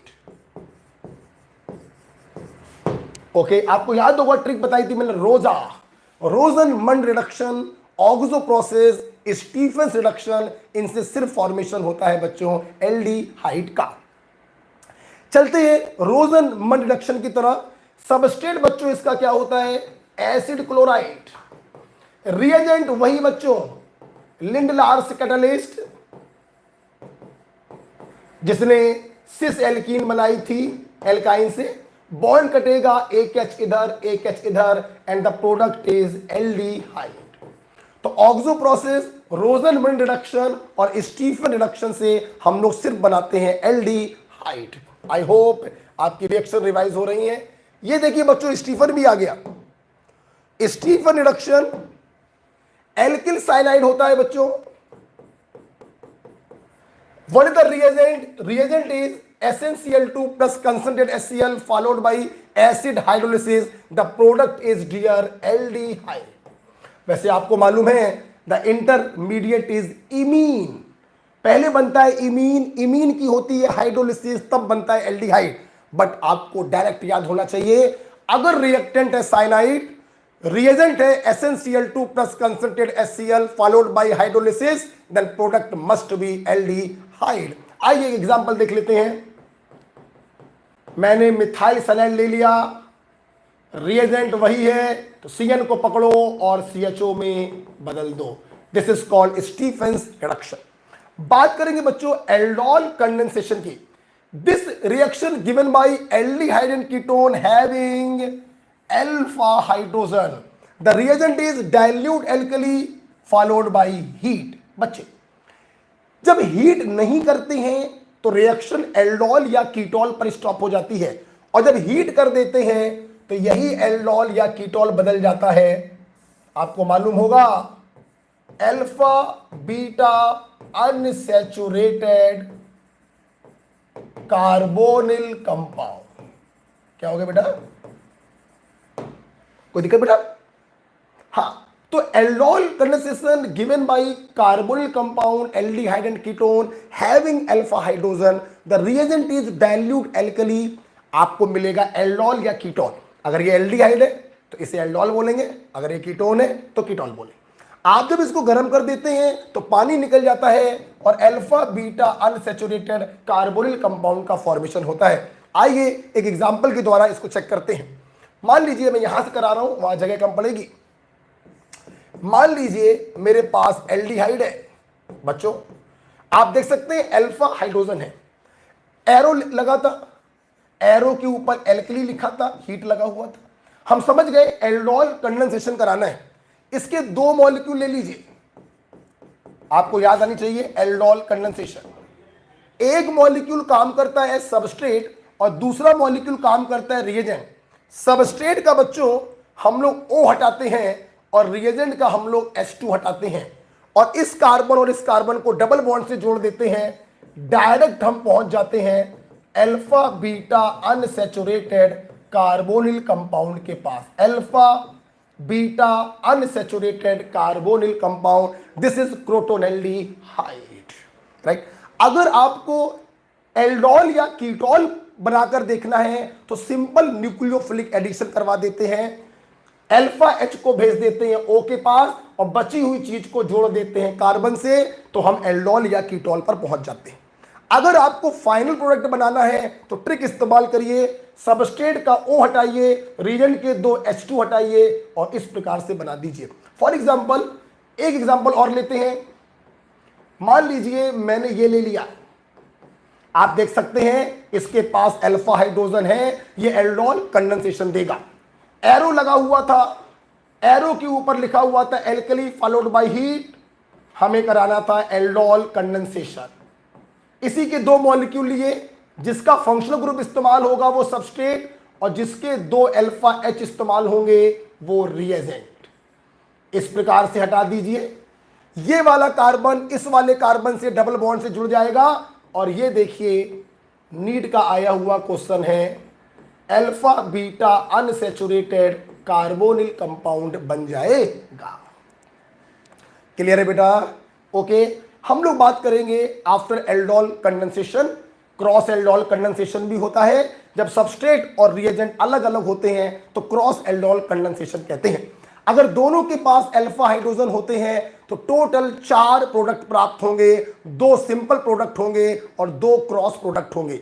अगर एक के पास अल्फा हाइड्रोजन हो, दूसरे के पास अल्फा हाइड्रोजन ना हो, तो आपको 2 प्रोडक्ट प्राप्त होंगे, एक सिंपल एल्डोल प्रोडक्ट और एक क्रॉस एल्डोल प्रोडक्ट, राइट। बात करेंगे Cannizzaro reaction. It is given only by aldehyde having no alpha hydrogen. Aldol में अल्फा होना चाहिए, कैनिजारो में अल्फा नहीं होना चाहिए।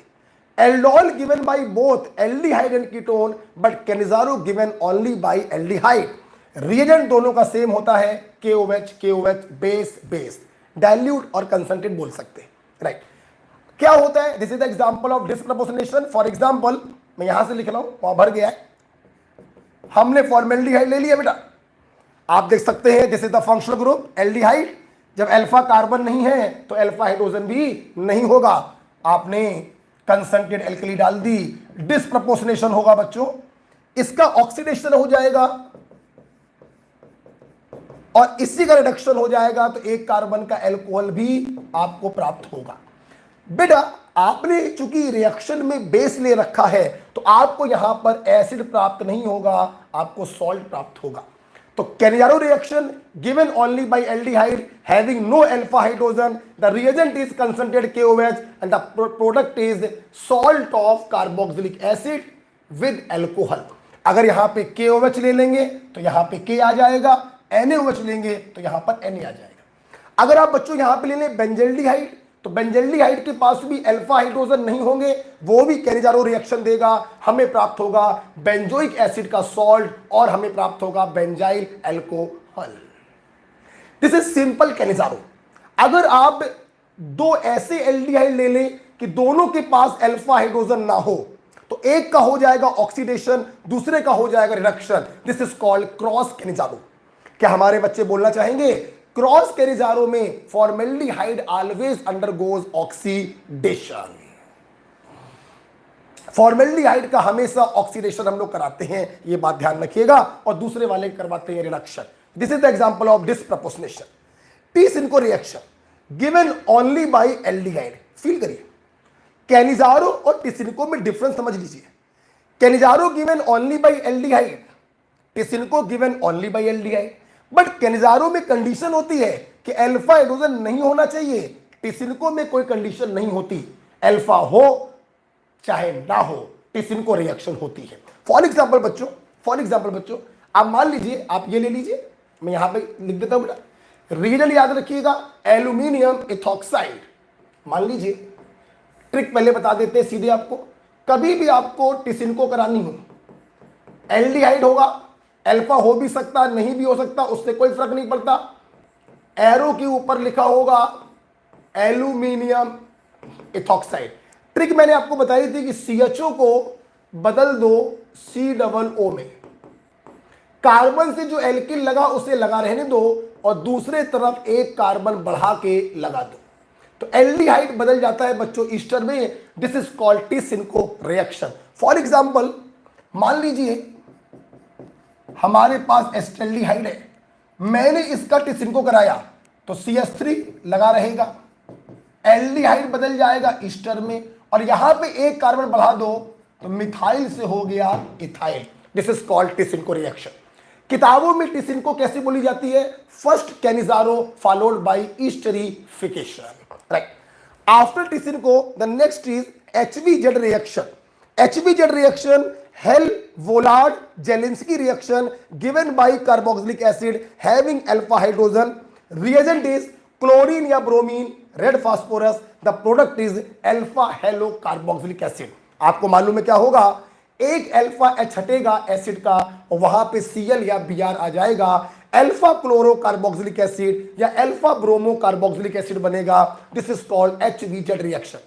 फिर से करा दोगे तो फिर एक अल्फा H हटेगा और एक Cl या एक Br और आ जाएगा, उसे कहते हैं HVZ reaction. I hope example की जरूरत नहीं है। CH3COOH ले लीजिए, करा देते हैं example.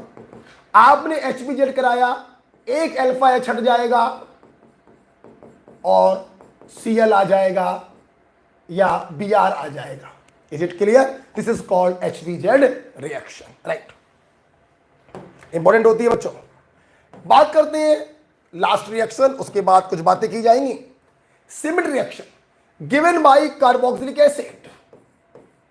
The reagent is hydrazoic acid plus concentrated H2SO4, carboxylic acid. The reagent is hydroxylic acid with H2SO4. The product is one carbon less primary amine. Yes, एक कार्बन कम की प्राइमरी एमीन बनती है। This reaction is called Schmidt reaction. Okay, आइए बच्चों, हम लोगों ने 30 रिएक्शंस रिवाइज करी।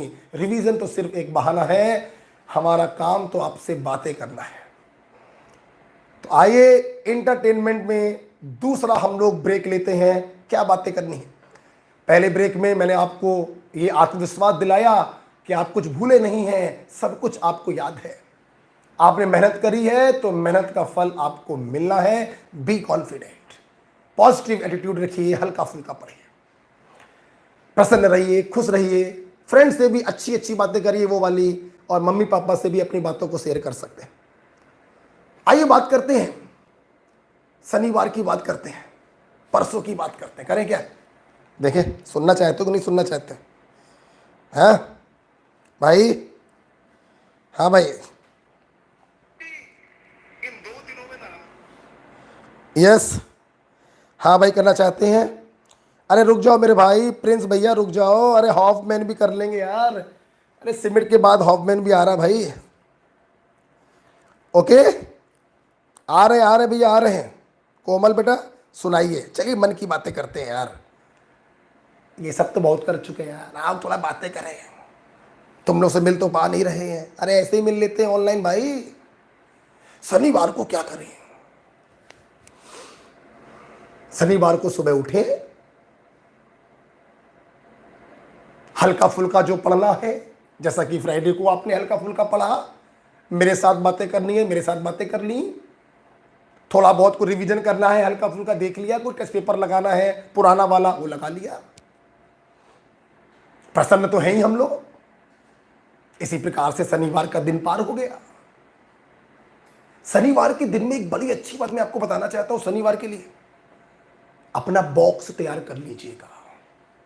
Admit card, ID, pen pencil, rubber, अपनी ड्रेस, कल क्या पहन के जाना है, सब तैयारियां सैटरडे को हो जानी चाहिए। सेंटर के बारे में पता शनिवार को पूरा होना चाहिए कि ऐसे ऐसे जाना है और वहां पे हमारा सेंटर है, 10 किलोमीटर दूर है, 50 किलोमीटर दूर है या घर के बगल में है। किससे जाना है? प्राइवेट व्हीकल से जाना है, कैब लेकर जाना है, प्री डिसाइडिंग होना चाहिए। सैटरडे को ये सारे काम हो जाने चाहिए। ये नहीं कि संडे को भड़बड़ा रहे हैं, सारा काम संडे वाला सैटरडे को हो जाना चाहिए। दिन पार हो गया, रात आ गई। ओहो हो, यही रात अंतिम, यही रात भारी। वो रात आ गई जिसका हमें इंतजार था, क्योंकि उस रात के बाद वो दिन आएगा जिसका हमें इंतजार था। वो पेपर आएगा जिसको हमें देना है, क्रैक करना है और वाइट कोट पहनना है। ये रात बड़ी डेंजरस होती है बच्चों को। सर क्या करें इस रात को? अबे क्या किया जाता है रात को?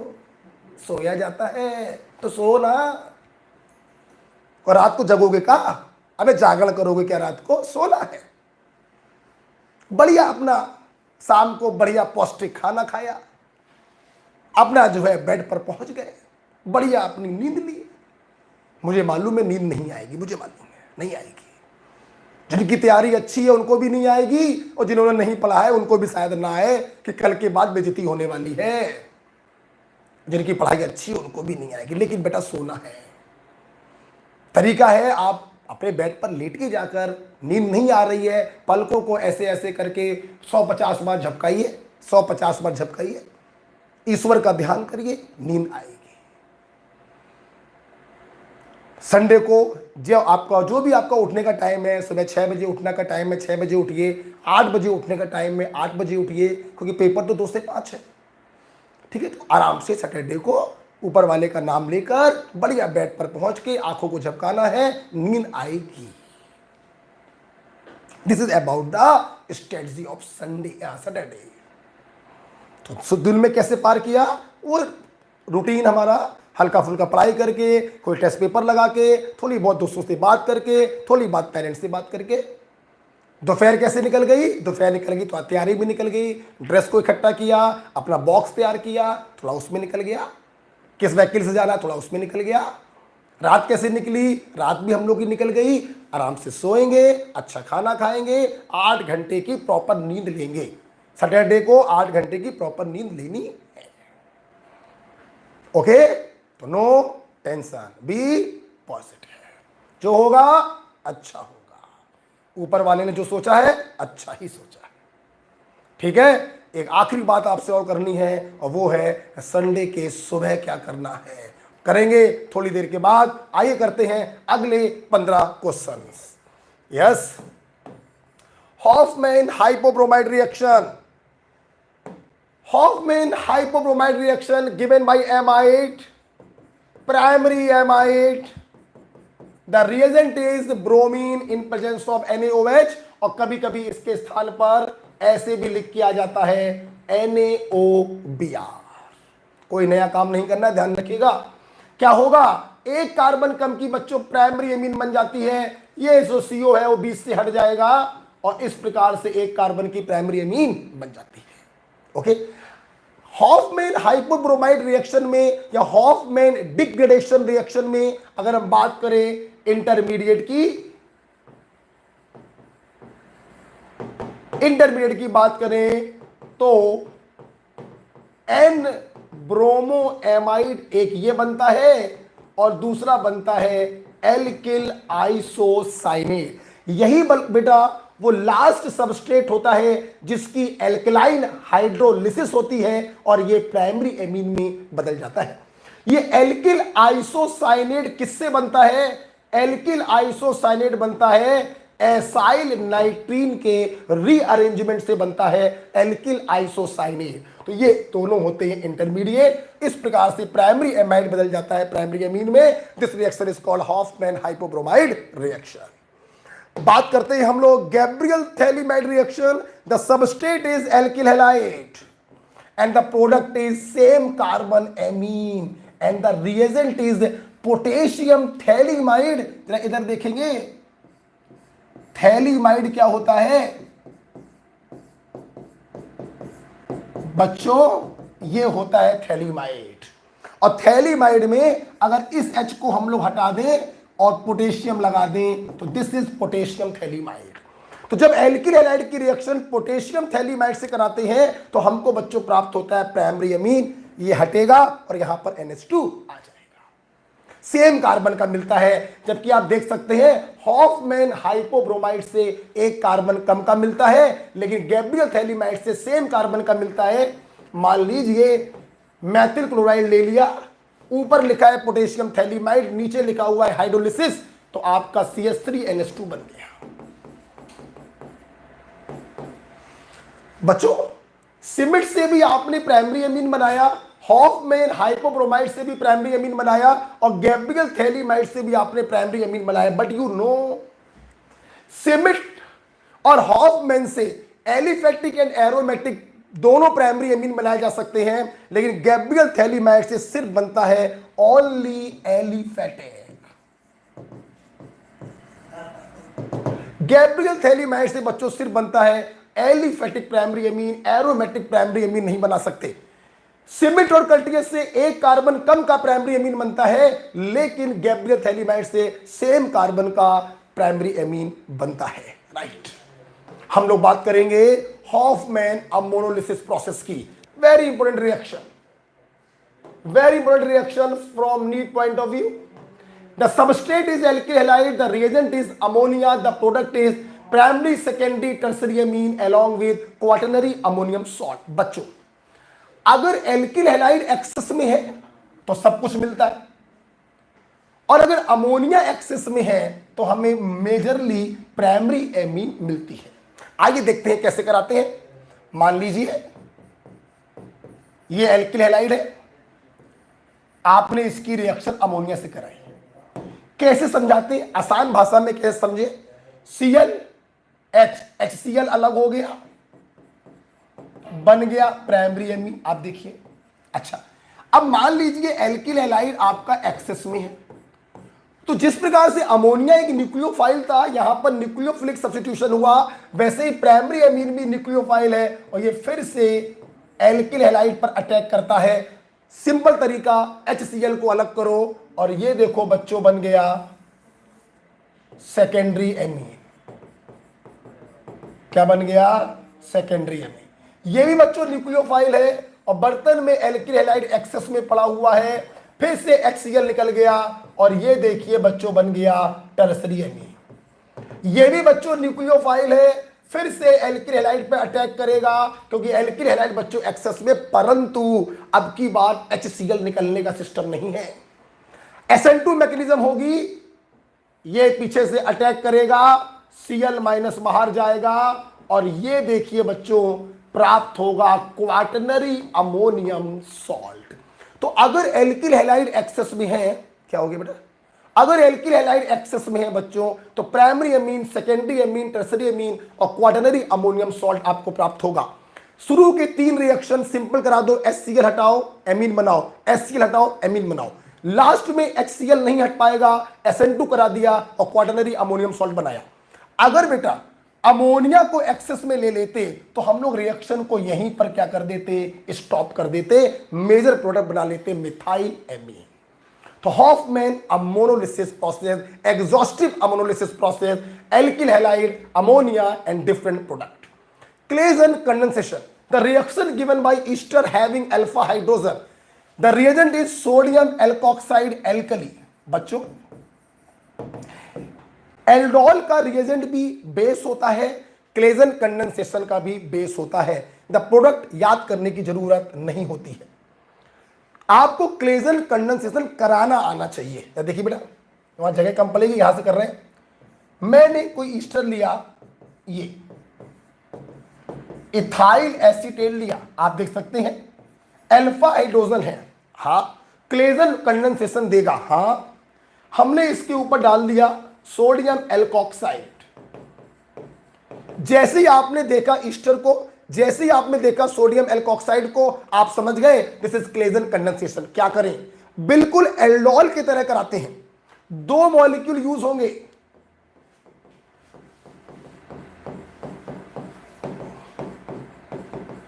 दो मॉलिक्यूल यूज होंगे जैसे एल्डोल में हो रहे थे, जिसका फंक्शनल ग्रुप यूज होगा वो सबस्ट्रेट और जिसके अल्फा हाइड्रोजन यूज होंगे वो reagent.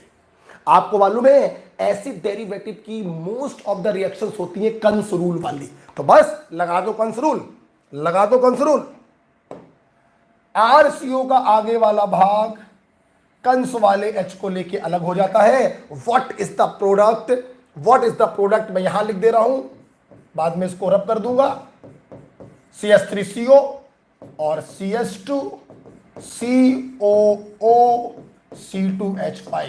Easter is the functional group, बगल वाला अल्फा, उसके बगल वाला beta, beta keto ester is the final product.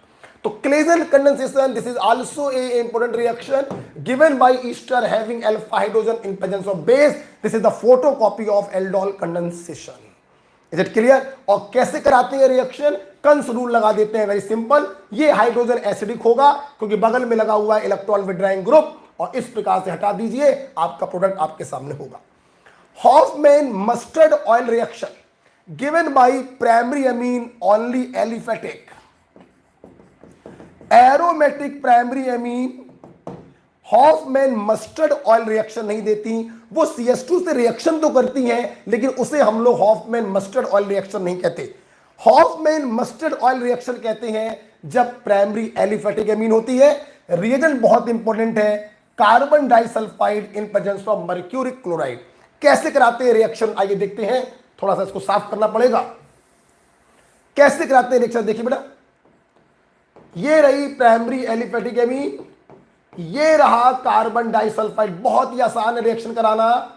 H2S को आप हटा दीजिए और इस प्रकार से एल्किल आइसोथायोसाइनेट बनता है, सॉरी ये साइनेट होगा, आइड नहीं होगा, एल्किल आइसोथायोसाइनेट बनता है और इसी की बच्चों खुशबू होती है सरसों के तेल जैसी, इसीलिए इसे कहते हैं मस्टर्ड ऑयल रिएक्शन। यहां पे एक ब्लैक प्रेसिपिटेट भी बनता है। कैसे, ये जो H2S बना, ये H2S जो बचा हुआ रिएजेंट था HgCl2, इससे कंबाइन करके HgS का ब्लैक प्रेसिपिटेट देता है। This is called Hofmann mustard oil reaction. बच्चों एलिफेटिक रिएक्शंस क्या हो चुकी हैं, खत्म।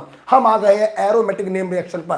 पहली है फ्रीडल क्राफ्ट रिएक्शन, दो प्रकार की होती है, फ्रीडल क्राफ्ट एल्काइलेशन और फ्रीडल क्राफ्ट एसाइलेशन। एल्काइलेशन में रिएजेंट होता है alkyl halide in presence of Lewis acid, और एसाइलेशन में रिएजेंट होता है acid halide in presence of Lewis acid. दोनों ही केसों में क्या होगा देखेंगे हम लोग। मान लीजिए ये एरोमेटिक हाइड्रोकार्बन बेंजीन है, आप कुछ और भी ले सकते हैं, टोल्यून ले सकते हैं, बस यहां पर मेटा डायरेक्टिंग ग्रुप नहीं होना चाहिए और NH2 नहीं होना चाहिए। बाकी कुछ भी लगा दे कोई फर्क नहीं, कुछ ना लगाए कोई फर्क नहीं।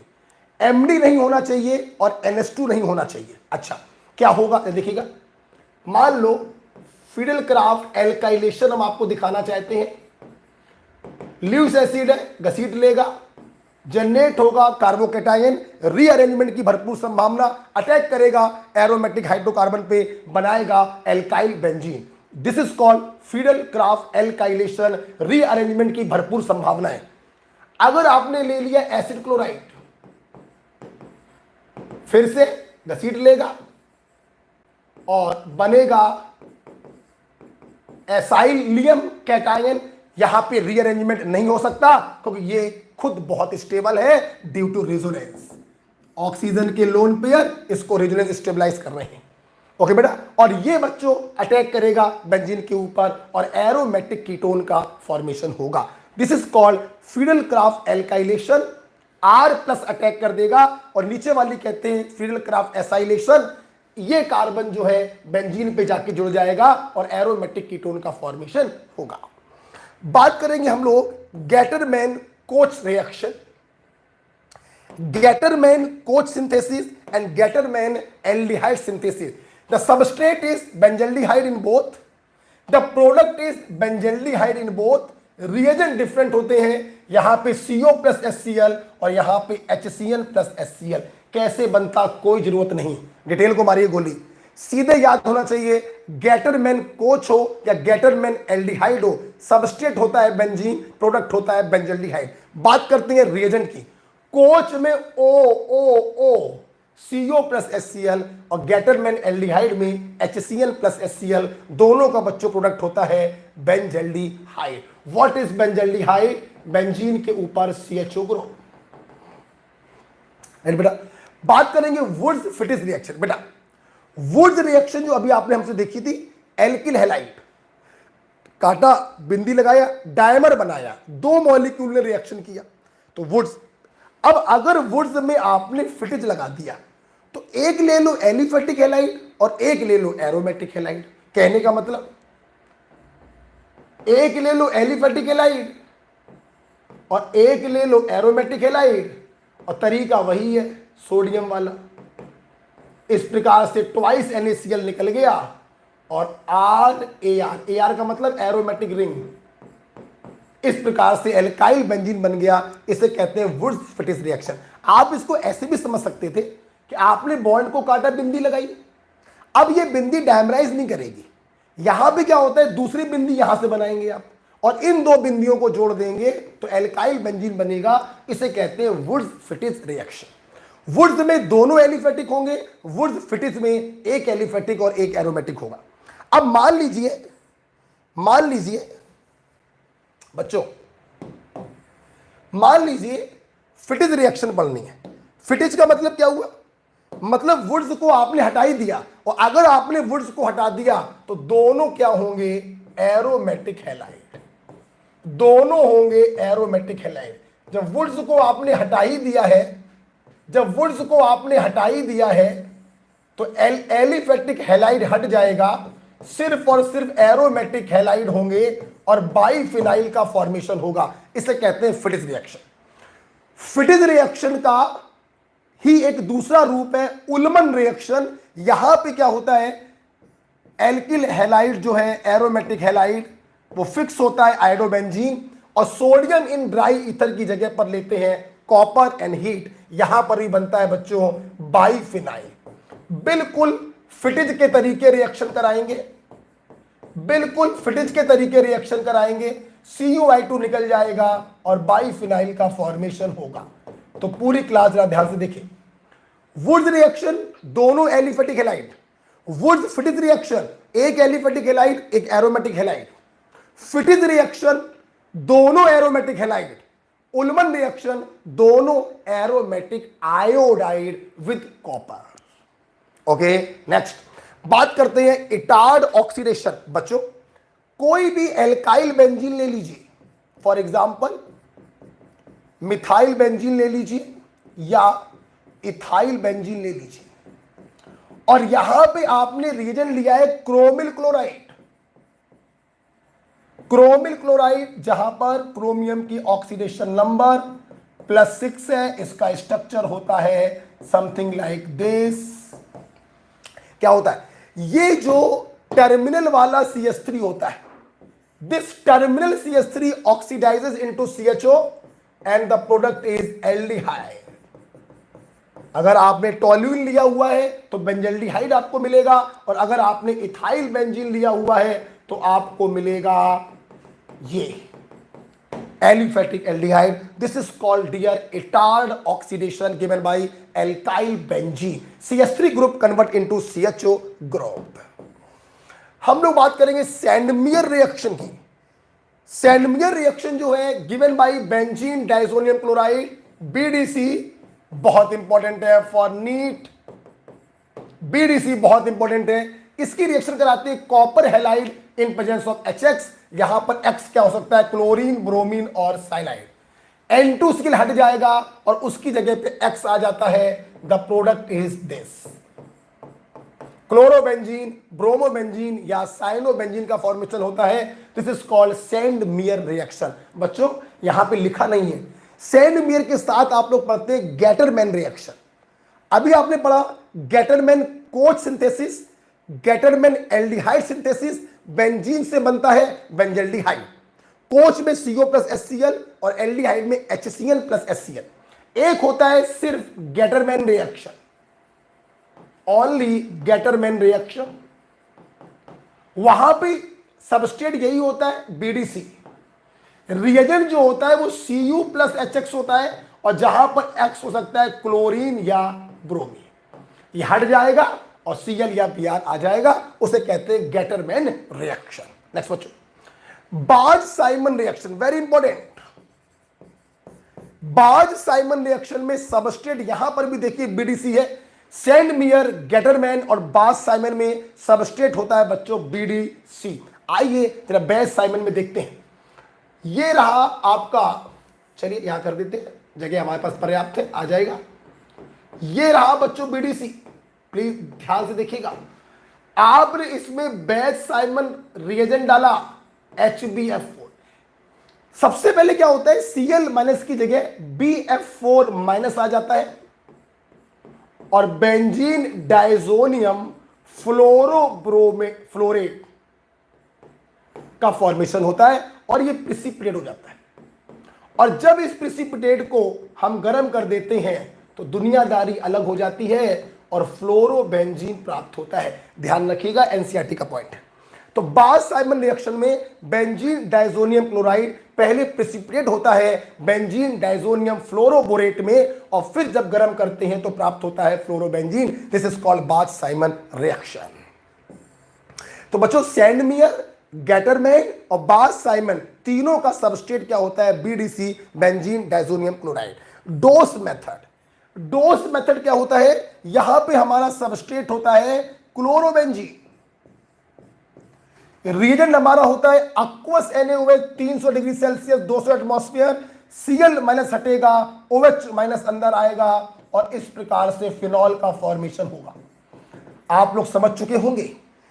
एरोमेटिक हैलाइड न्यूक्लियोफिलिक सब्स्टिट्यूशन नहीं देते हैं due to delocalisation of lone pair. ये बॉन्ड हो जाता है पार्शियल डबल, इसलिए एरोमेटिक हैलाइड न्यूक्लियोफिलिक सब्स्टिट्यूशन के लिए इनर्ट होते हैं। यही रीजन है बच्चों कि aqueous NaOH डालोगे तो रिएक्शन नहीं होगी, लेकिन हाई टेम्परेचर हाई प्रेशर पर यह रिएक्शन हो जाती है और फिनॉल का फॉर्मेशन होता है। मैं आपको बताना चाहूंगा, Dow's method follow elimination addition mechanism. Elimination addition mechanism follow करता है, बेंजाइन मैकेनिज्म को फॉलो करता है Dow's method. It follow benzyne mechanism. Chlorobenzene aqueous NaOH के साथ फिनॉल बनाता है हाई टेम्परेचर हाई प्रेशर। क्यों? क्योंकि ये बॉन्ड हो जाता है पार्शियल डबल।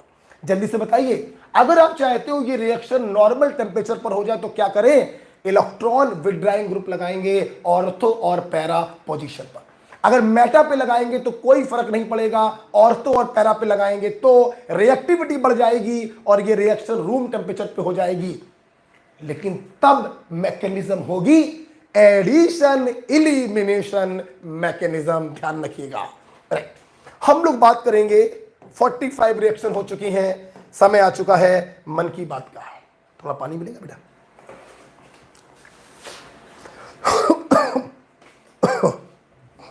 यस, क्या बात करनी है, थोड़ा थक गए हैं भाई, थोड़ा पानी पी लेते हैं, फिर 6 रिएक्शन और बची हुई हैं, फटाक से निपटा देते हैं और एक फास्ट रिवीजन मारेंगे, फिर घर जाएंगे।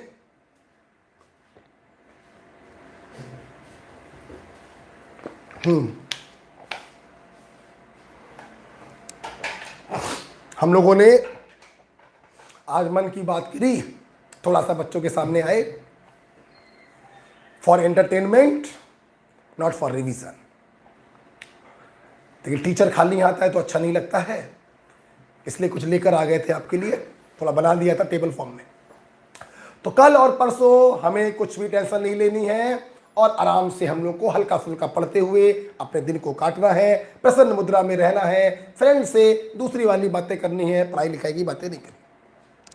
शनिवार को अपना पूरा बॉक्स तैयार करके रख लीजिएगा, सेंटर के बारे में पता कर लीजिएगा, कपड़े में प्रेस भी कर लीजिएगा, ठीक है।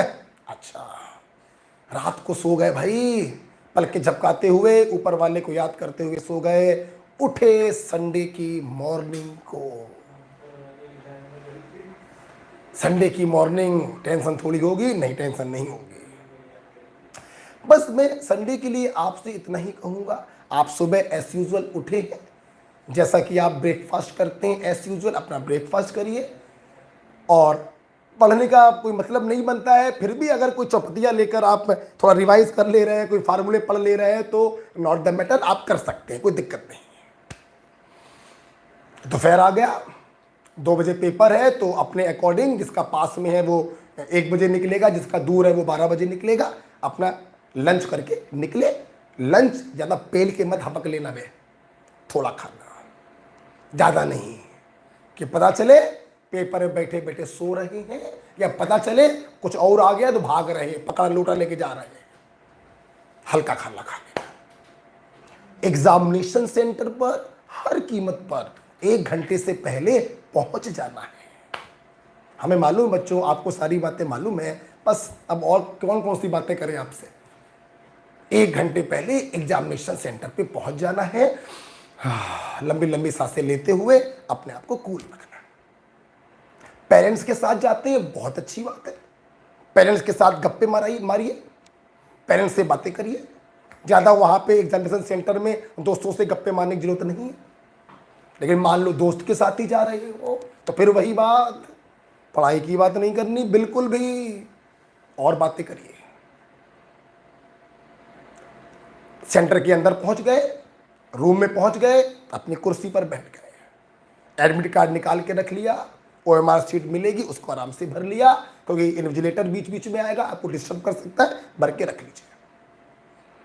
मैं एक छोटी सी बात आपसे कहना चाहूंगा, आप उस पेपर को 3 घंटे देने वाले हैं, तो मेरा एक अपना व्यू है कि आप जिस पेपर को 3 घंटे देने जा रहे हैं, क्या हम 2-3 मिनट उस पेपर का ओवरव्यू नहीं ले सकते? ले सकते। 2-3 मिनट हम पेपर को पलटकर एक रफ आइडिया लगा सकते हैं कि पेपर की क्या क्वालिटी है, टफ है, इजी है, मीडियम है।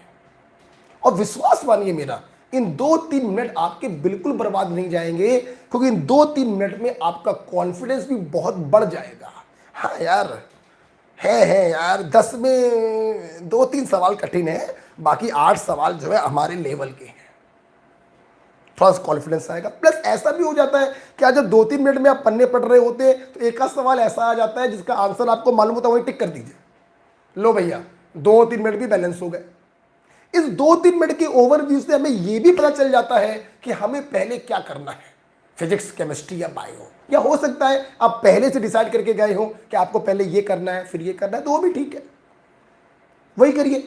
तो एक ओवरव्यू ले लीजिए, उससे आपको बेनिफिट मिलेगा, हेल्प मिलेगी। गोले भरने पर विशेष ध्यान दीजिए। मैंने बहुत से बच्चों को देखा है, 21 नंबर क्वेश्चन का गोला 22 में भर दिया, 22 नंबर का गोला 23 में भर दिया। बेटा ये तो बिल्कुल मत कर देना बेटा, वरना बर्बादी हो जाएगी, सब चौपट हो जाएगा। आराम से भरो, एक सवाल भैया कम करके आओ, लेकिन प्लीज गोले कायदे से डार्क सर्किल करके आओ। बीच बीच में पानी आएगा, थोड़ा बहुत पानी पी सकते हैं। और हाँ, एक बात ध्यान रखिएगा, बीच में डिस्टर्बेंस ना हो, इसलिए 1 नंबर 2 नंबर अपना निपट के तब अपने रूम पर जाइएगा, ताकि 3 घंटे आराम से आप पेपर को दे सकें। लास्ट बात, पेपर जब कठिन आ जाता है, बच्चा पेपर सॉल्व कर रहा है, मैंने ये देखा है जब यहाँ पेपर होता है, कोचिंग में जब पेपर होता है, कि शुरू के 4 सवाल एकदम से कठिन आ गए, एक भी सवाल का आंसर आपको नहीं आता है, आप भड़बड़ा गए, आप डिप्रेस हो गए, हे भगवान अब क्या होगा, और उतने में सब चौपट कर दिया। आप नहीं, डिप्रेशन में नहीं जाना है। अरे हो सकता है यार शुरू के 4 सवाल कठिन वाले आपके पेपर में आ गए हो और आगे के सारे सवाल इजी हो, काम, ठंडे रहिए, कूल रहिए। और कभी कभी मैंने ये भी देखा है बच्चों को गलती करते हुए कि शुरू के उन्होंने 5 सवाल लगाए, 5 सवाल उनके सही हो गए, एक्साइटमेंट के मारे 6वें का आंसर तो आ गया, लेकिन गोला A का B भर गया। तो एक्साइटमेंट पर भी कंट्रोल करना है और डिप्रेशन पर भी कंट्रोल करना है। हो सकता है कि आगे आपको जो सरल सवाल मिल रहे हैं बाद में आपके पेपर में कठिन मिले, तो टेंशन नहीं लेना यार। कठिन है सबके लिए कठिन है, सरल है सबके लिए सरल है। ओके, तो गोला भरने का ध्यान रखिएगा, अपनी एंजाइटी को कंट्रोल में रखिए, आराम से पेपर करिए यार, ऊपर वाले को छोड़ दो, अपना बेस्ट करके आओ। बहुत से बच्चे पेपर देते समय एक बड़ा गंदा विचार मन में लाते हैं, मैंने फील किया है, और वो गंदा विचार है अगर सिलेक्शन नहीं हुआ तो क्या होगा। ये गंदा विचार मत लाइए पेपर देते समय। नहीं बेटा, संडे के दिन तो बिल्कुल नहीं कि नहीं हुआ सिलेक्शन तो क्या होगा, नहीं, कुछ नहीं होगा यार। आप अपने घर की संतान है, माता पिता को प्यारे हैं, सब अच्छा होगा। नेगेटिव थॉट्स लाना ही नहीं है, पॉजिटिव थॉट रखना है। कल से, आज से, अभी से भी पॉजिटिव, जो होगा अच्छा होगा। तो एग्जामिनेशन सेंटर पर 1 घंटे पहले पहुंचना है, माता पिता के साथ जाइए, बहुत अच्छा। फ्रेंड्स के साथ जा रहे हैं तो अच्छी अच्छी दूसरी वाली बातें करिए, पढ़ाई की बातें मत करिए। रूम पर पहुंचने से पहले 1 नंबर 2 नंबर निपट लीजिए, पानी की बोतल ऑर्डर रख लीजिए, एडमिट कार्ड ये सब देख के हाथ में पकड़ के अंदर जाइए, गोले कायदे से बढ़िए। एंजाइटी डिप्रेशन में नहीं जाना है, आराम से करिए। कठिन है सबके लिए कठिन है, और सरल है तो सबके लिए सरल है। ओके, चलिए आगे चलते हैं। लास्ट की 6 रिएक्शन रह गई हैं, फटाफट निपटाते हैं। ओके बच्चों, बात करते हैं शॉर्टेन-बॉउमैन रिएक्शन की। शॉर्टेन-बॉउमैन रिएक्शन क्या होता है? फिनॉल या एनिलीन की रिएक्शन जब हम लोग बेंजोइल क्लोराइड से कराते हैं, ध्यान दीजिए सब लोग। देखिए बेटा, रिएक्शन तो आपको पहले से मालूम, मेरी बात से समझिएगा। Benzoyl chloride is a acid derivative, और एसिड डेरिवेटिव की 99% रिएक्शन कंस रूल को फॉलो करती हैं। इनके पास कंस है, एसिडिक हाइड्रोजन है, ये देखिए।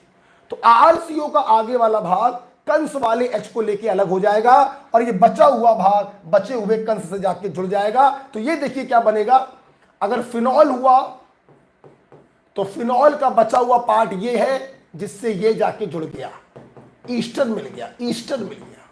और अगर एनिलीन हुआ तो एनिलीन का बचा हुआ भाग ये है, और इससे जाकर बेंजोइल ग्रुप जुड़ गया, और ये देखिए एन फिनाइल बेंजामाइड का फॉर्मेशन हो गया। तो अगर फिनॉल लेते हैं तो ईस्टर बनता है, एनिलीन लेते हैं तो एमाइड बनता है। देखिए बच्चे, आप यहां पर कोई दूसरा एल्कोहल या कोई दूसरी एमीन ले लो, यहां पे कोई दूसरा एसिड क्लोराइड ले लो, रिएक्शन तो ऐसी होगी कंस वाली। बट शॉर्टेन-बॉउमैन कब कहते हैं?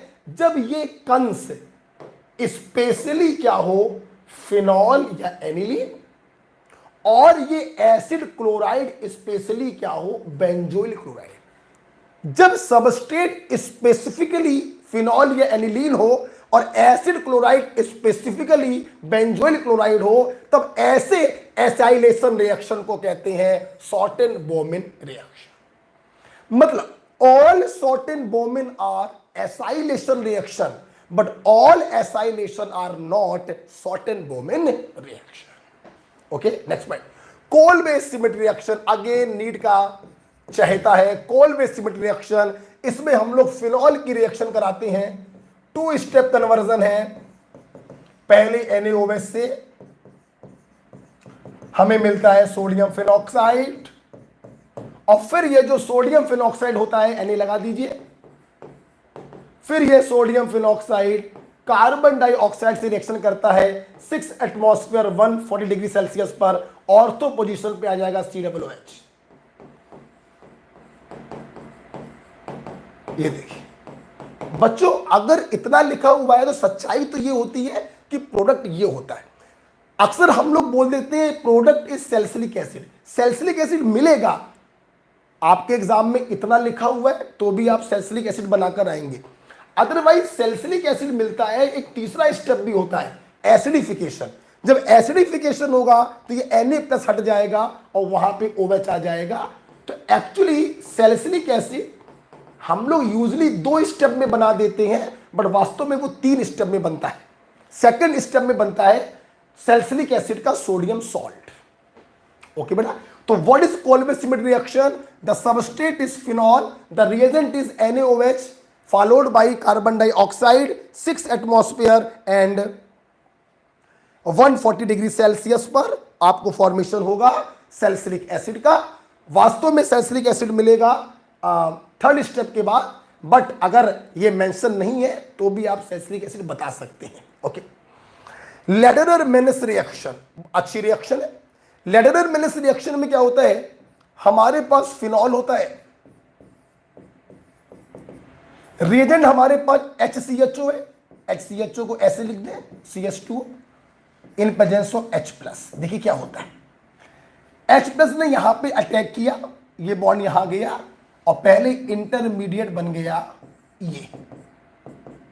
ये इलेक्ट्रोफाइल फिनॉल की ऑर्थो और पैरा पोजीशन पे अटैक करता है और ये देखिए हमें इंटरमीडिएट मिलता है, ये ऑर्थो और पैरा पे CH2OH ऑर्थो पे मिलेगा और साथ में पैरा पर भी मिलेगा।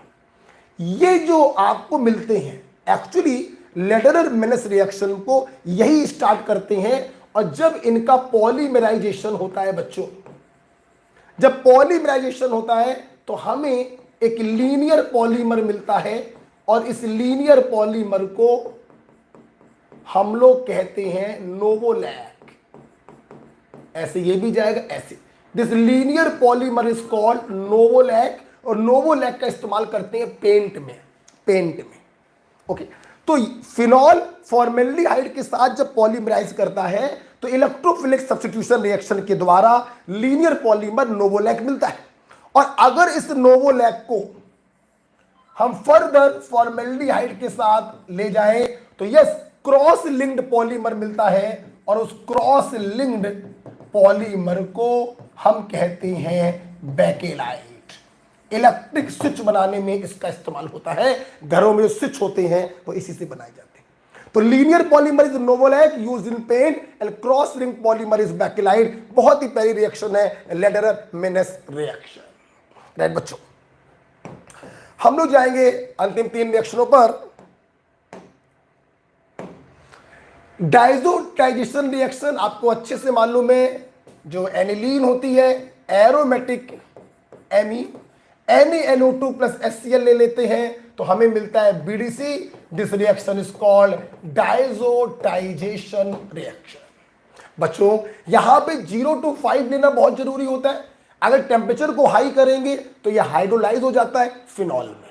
लेकिन ध्यान रखिएगा आपके एग्जाम में कभी कभी 0 to 5 मेंशन नहीं होता है तो भी आप BDC ही बना के आइएगा। अच्छा, HCl को एक्सेस में क्यों लेते हैं? रीजन, HCl को एक्सेस में इसलिए लेते हैं क्योंकि ये BDC जो है एनिलीन के पैरा पोजीशन पे अटैक कर सकता है, कपलिंग रिएक्शन हो सकती है, डाई का फॉर्मेशन हो सकता है। अगर HCl एक्सेस में होगा तो वो NH2 को बदल देगा NH3+ में, जो होता है पावरफुल डीएक्टिवेटिंग ग्रुप। बेंजीन को इलेक्ट्रोफिलिक सब्स्टिट्यूशन के लिए डीएक्टिवेट कर देगा, फिर BDC अटैक नहीं कर पाएगा, कपलिंग रिएक्शन नहीं हो पाएगी। तो what is the role of excess of HCl to prevent coupling reaction? Okay, this is called diazotisation reaction. बहुत ही प्यारी रिएक्शन है। Benzoin condensation given by benzaldehyde, आप देख सकते हैं ये रहा बेंजल्डिहाइड। रिएजेंट बहुत इंपॉर्टेंट है, बच्चे भूल जाते हैं भाई। एल्कोहलिक केसियन, बेंजल्डिहाइड के साथ अगर एल्कोहलिक केसियन लिखा हुआ है बच्चों तो उसे हम लोग कहेंगे बेंजोइन कंडेंसेशन। इसके 2 मॉलिक्यूल आएंगे,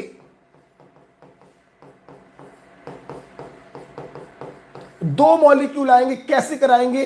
H को भेज दीजिए O के पास, बॉन्ड काटिए और इस पूरे मालपानी को भेज दीजिए C के पास और इस प्रकार से देखिए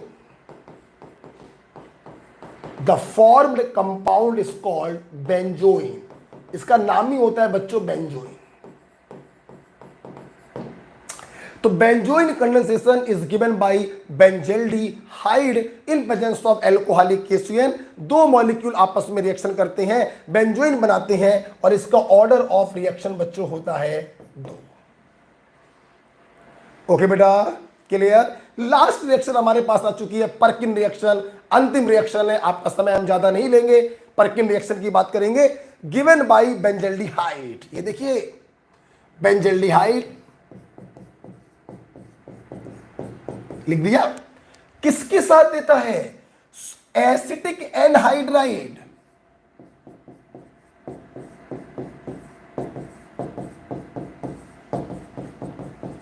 acetic anhydride in presence of, जिस एसिड का एनहाइड्राइड है उसी एसिड का सोडियम सॉल्ट। ओके, कैसे होती है रिएक्शन या फील करिएगा। मैं इसके 2H को बाहर निकाल रहा हूं। देखिए कैसे कराते हैं रिएक्शन। बेंजल्डिहाइड की रिएक्शन एसिटिक एनहाइड्राइड से कराई है, उसी के सोडियम सॉल्ट की उपस्थिति। कुछ मत करो, सिंपल पानी निकाल लो, सुनते रहना। पानी निकला, ये दोनों कार्बन डबल बॉन्ड से जुड़ गए, अच्छी बात है। यहां पर देखिए एसिड डेरिवेटिव है और बर्तन में पानी है। ये पानी क्या करता है? एसिड डेरिवेटिव को कर देता है हाइड्रोलाइज। तो इस प्रकार से देखिए परकिन रिएक्शन का प्रोडक्ट क्या होगा? C6H5CH यहां से आया, डबल बॉन्ड CH और COOH। आप देख सकते हैं अल्फा बीटा अनसैचुरेटेड एसिड का फॉर्मेशन हुआ और इसका नाम है बच्चों cinnamic acid. This is all about the Perkin reaction. Benzaldehyde with acetic anhydride in presence of its sodium salt, formation होगा alpha beta unsaturated carboxylic acid का, that is cinnamic acid. This is about the Perkin reaction. Okay, तो हम लोगों ने सिर्फ 1.5 घंटे में ना सिर्फ 51 रिएक्शंस को रिवाइज किया, बल्कि कुछ मन की बातें हम लोगों ने करी। मेरे पास इतनी बातें थी बेटा, ज़्यादा बातें करके ज़्यादा समय आपका नहीं बर्बाद कर सकते। मन हो रहा था आपके साथ बातें करने का तो आ गए, खाली याद नहीं आ सकते, फिर बोल रहे हैं इसलिए कुछ लेकर आ गए। ओके, तो भैया परसों के लिए ऑल द वेरी बेस्ट। मेरी बहुत बहुत सारी ढेर सारी शुभकामनाएं अपने बच्चों के साथ, सभी बच्चों के साथ जो नीट का पेपर देने संडे को जा रहे हैं। All the very best, be confident, जो होगा अच्छा होगा ऊपर वाले पर, और अपनी मेहनत पर विश्वास रखिए। क्लियर? मैं उम्मीद करूंगा हमारे बहुत से छात्र मिठाई का डिब्बा लेके मिठाई का डिब्बा लेके भाई हमको खुशखबरी सुनाने आए। ओके, किसका पीडीएफ बच्चों? Prince, thank you Lord, thank you बच्चों। और बस थोड़ा मन किया था आपके सामने आने का। हाँ ठीक है, अब पीडीएफ क्या ज़रूरत है? पीडीएफ की कोई ज़रूरत नहीं है, पीडीएफ सीडीएफ की, राइट? जो हो गया वो हो गया। फिर भी आपको लेने का मन हो तो डिस्क्रिप्शन बॉक्स में पीडीएफ होगी, ठीक है? ज़रूरत नहीं है कुछ पीडीएफ फॉर्म की बेटा, फिर भी डिस्क्रिप्शन बॉक्स में पीडीएफ होगी तो आप निकाल सकते हैं, राइट? चलिए, so all the very best और आई होप सब अच्छा हो। So be confident. Bye bye, thank you.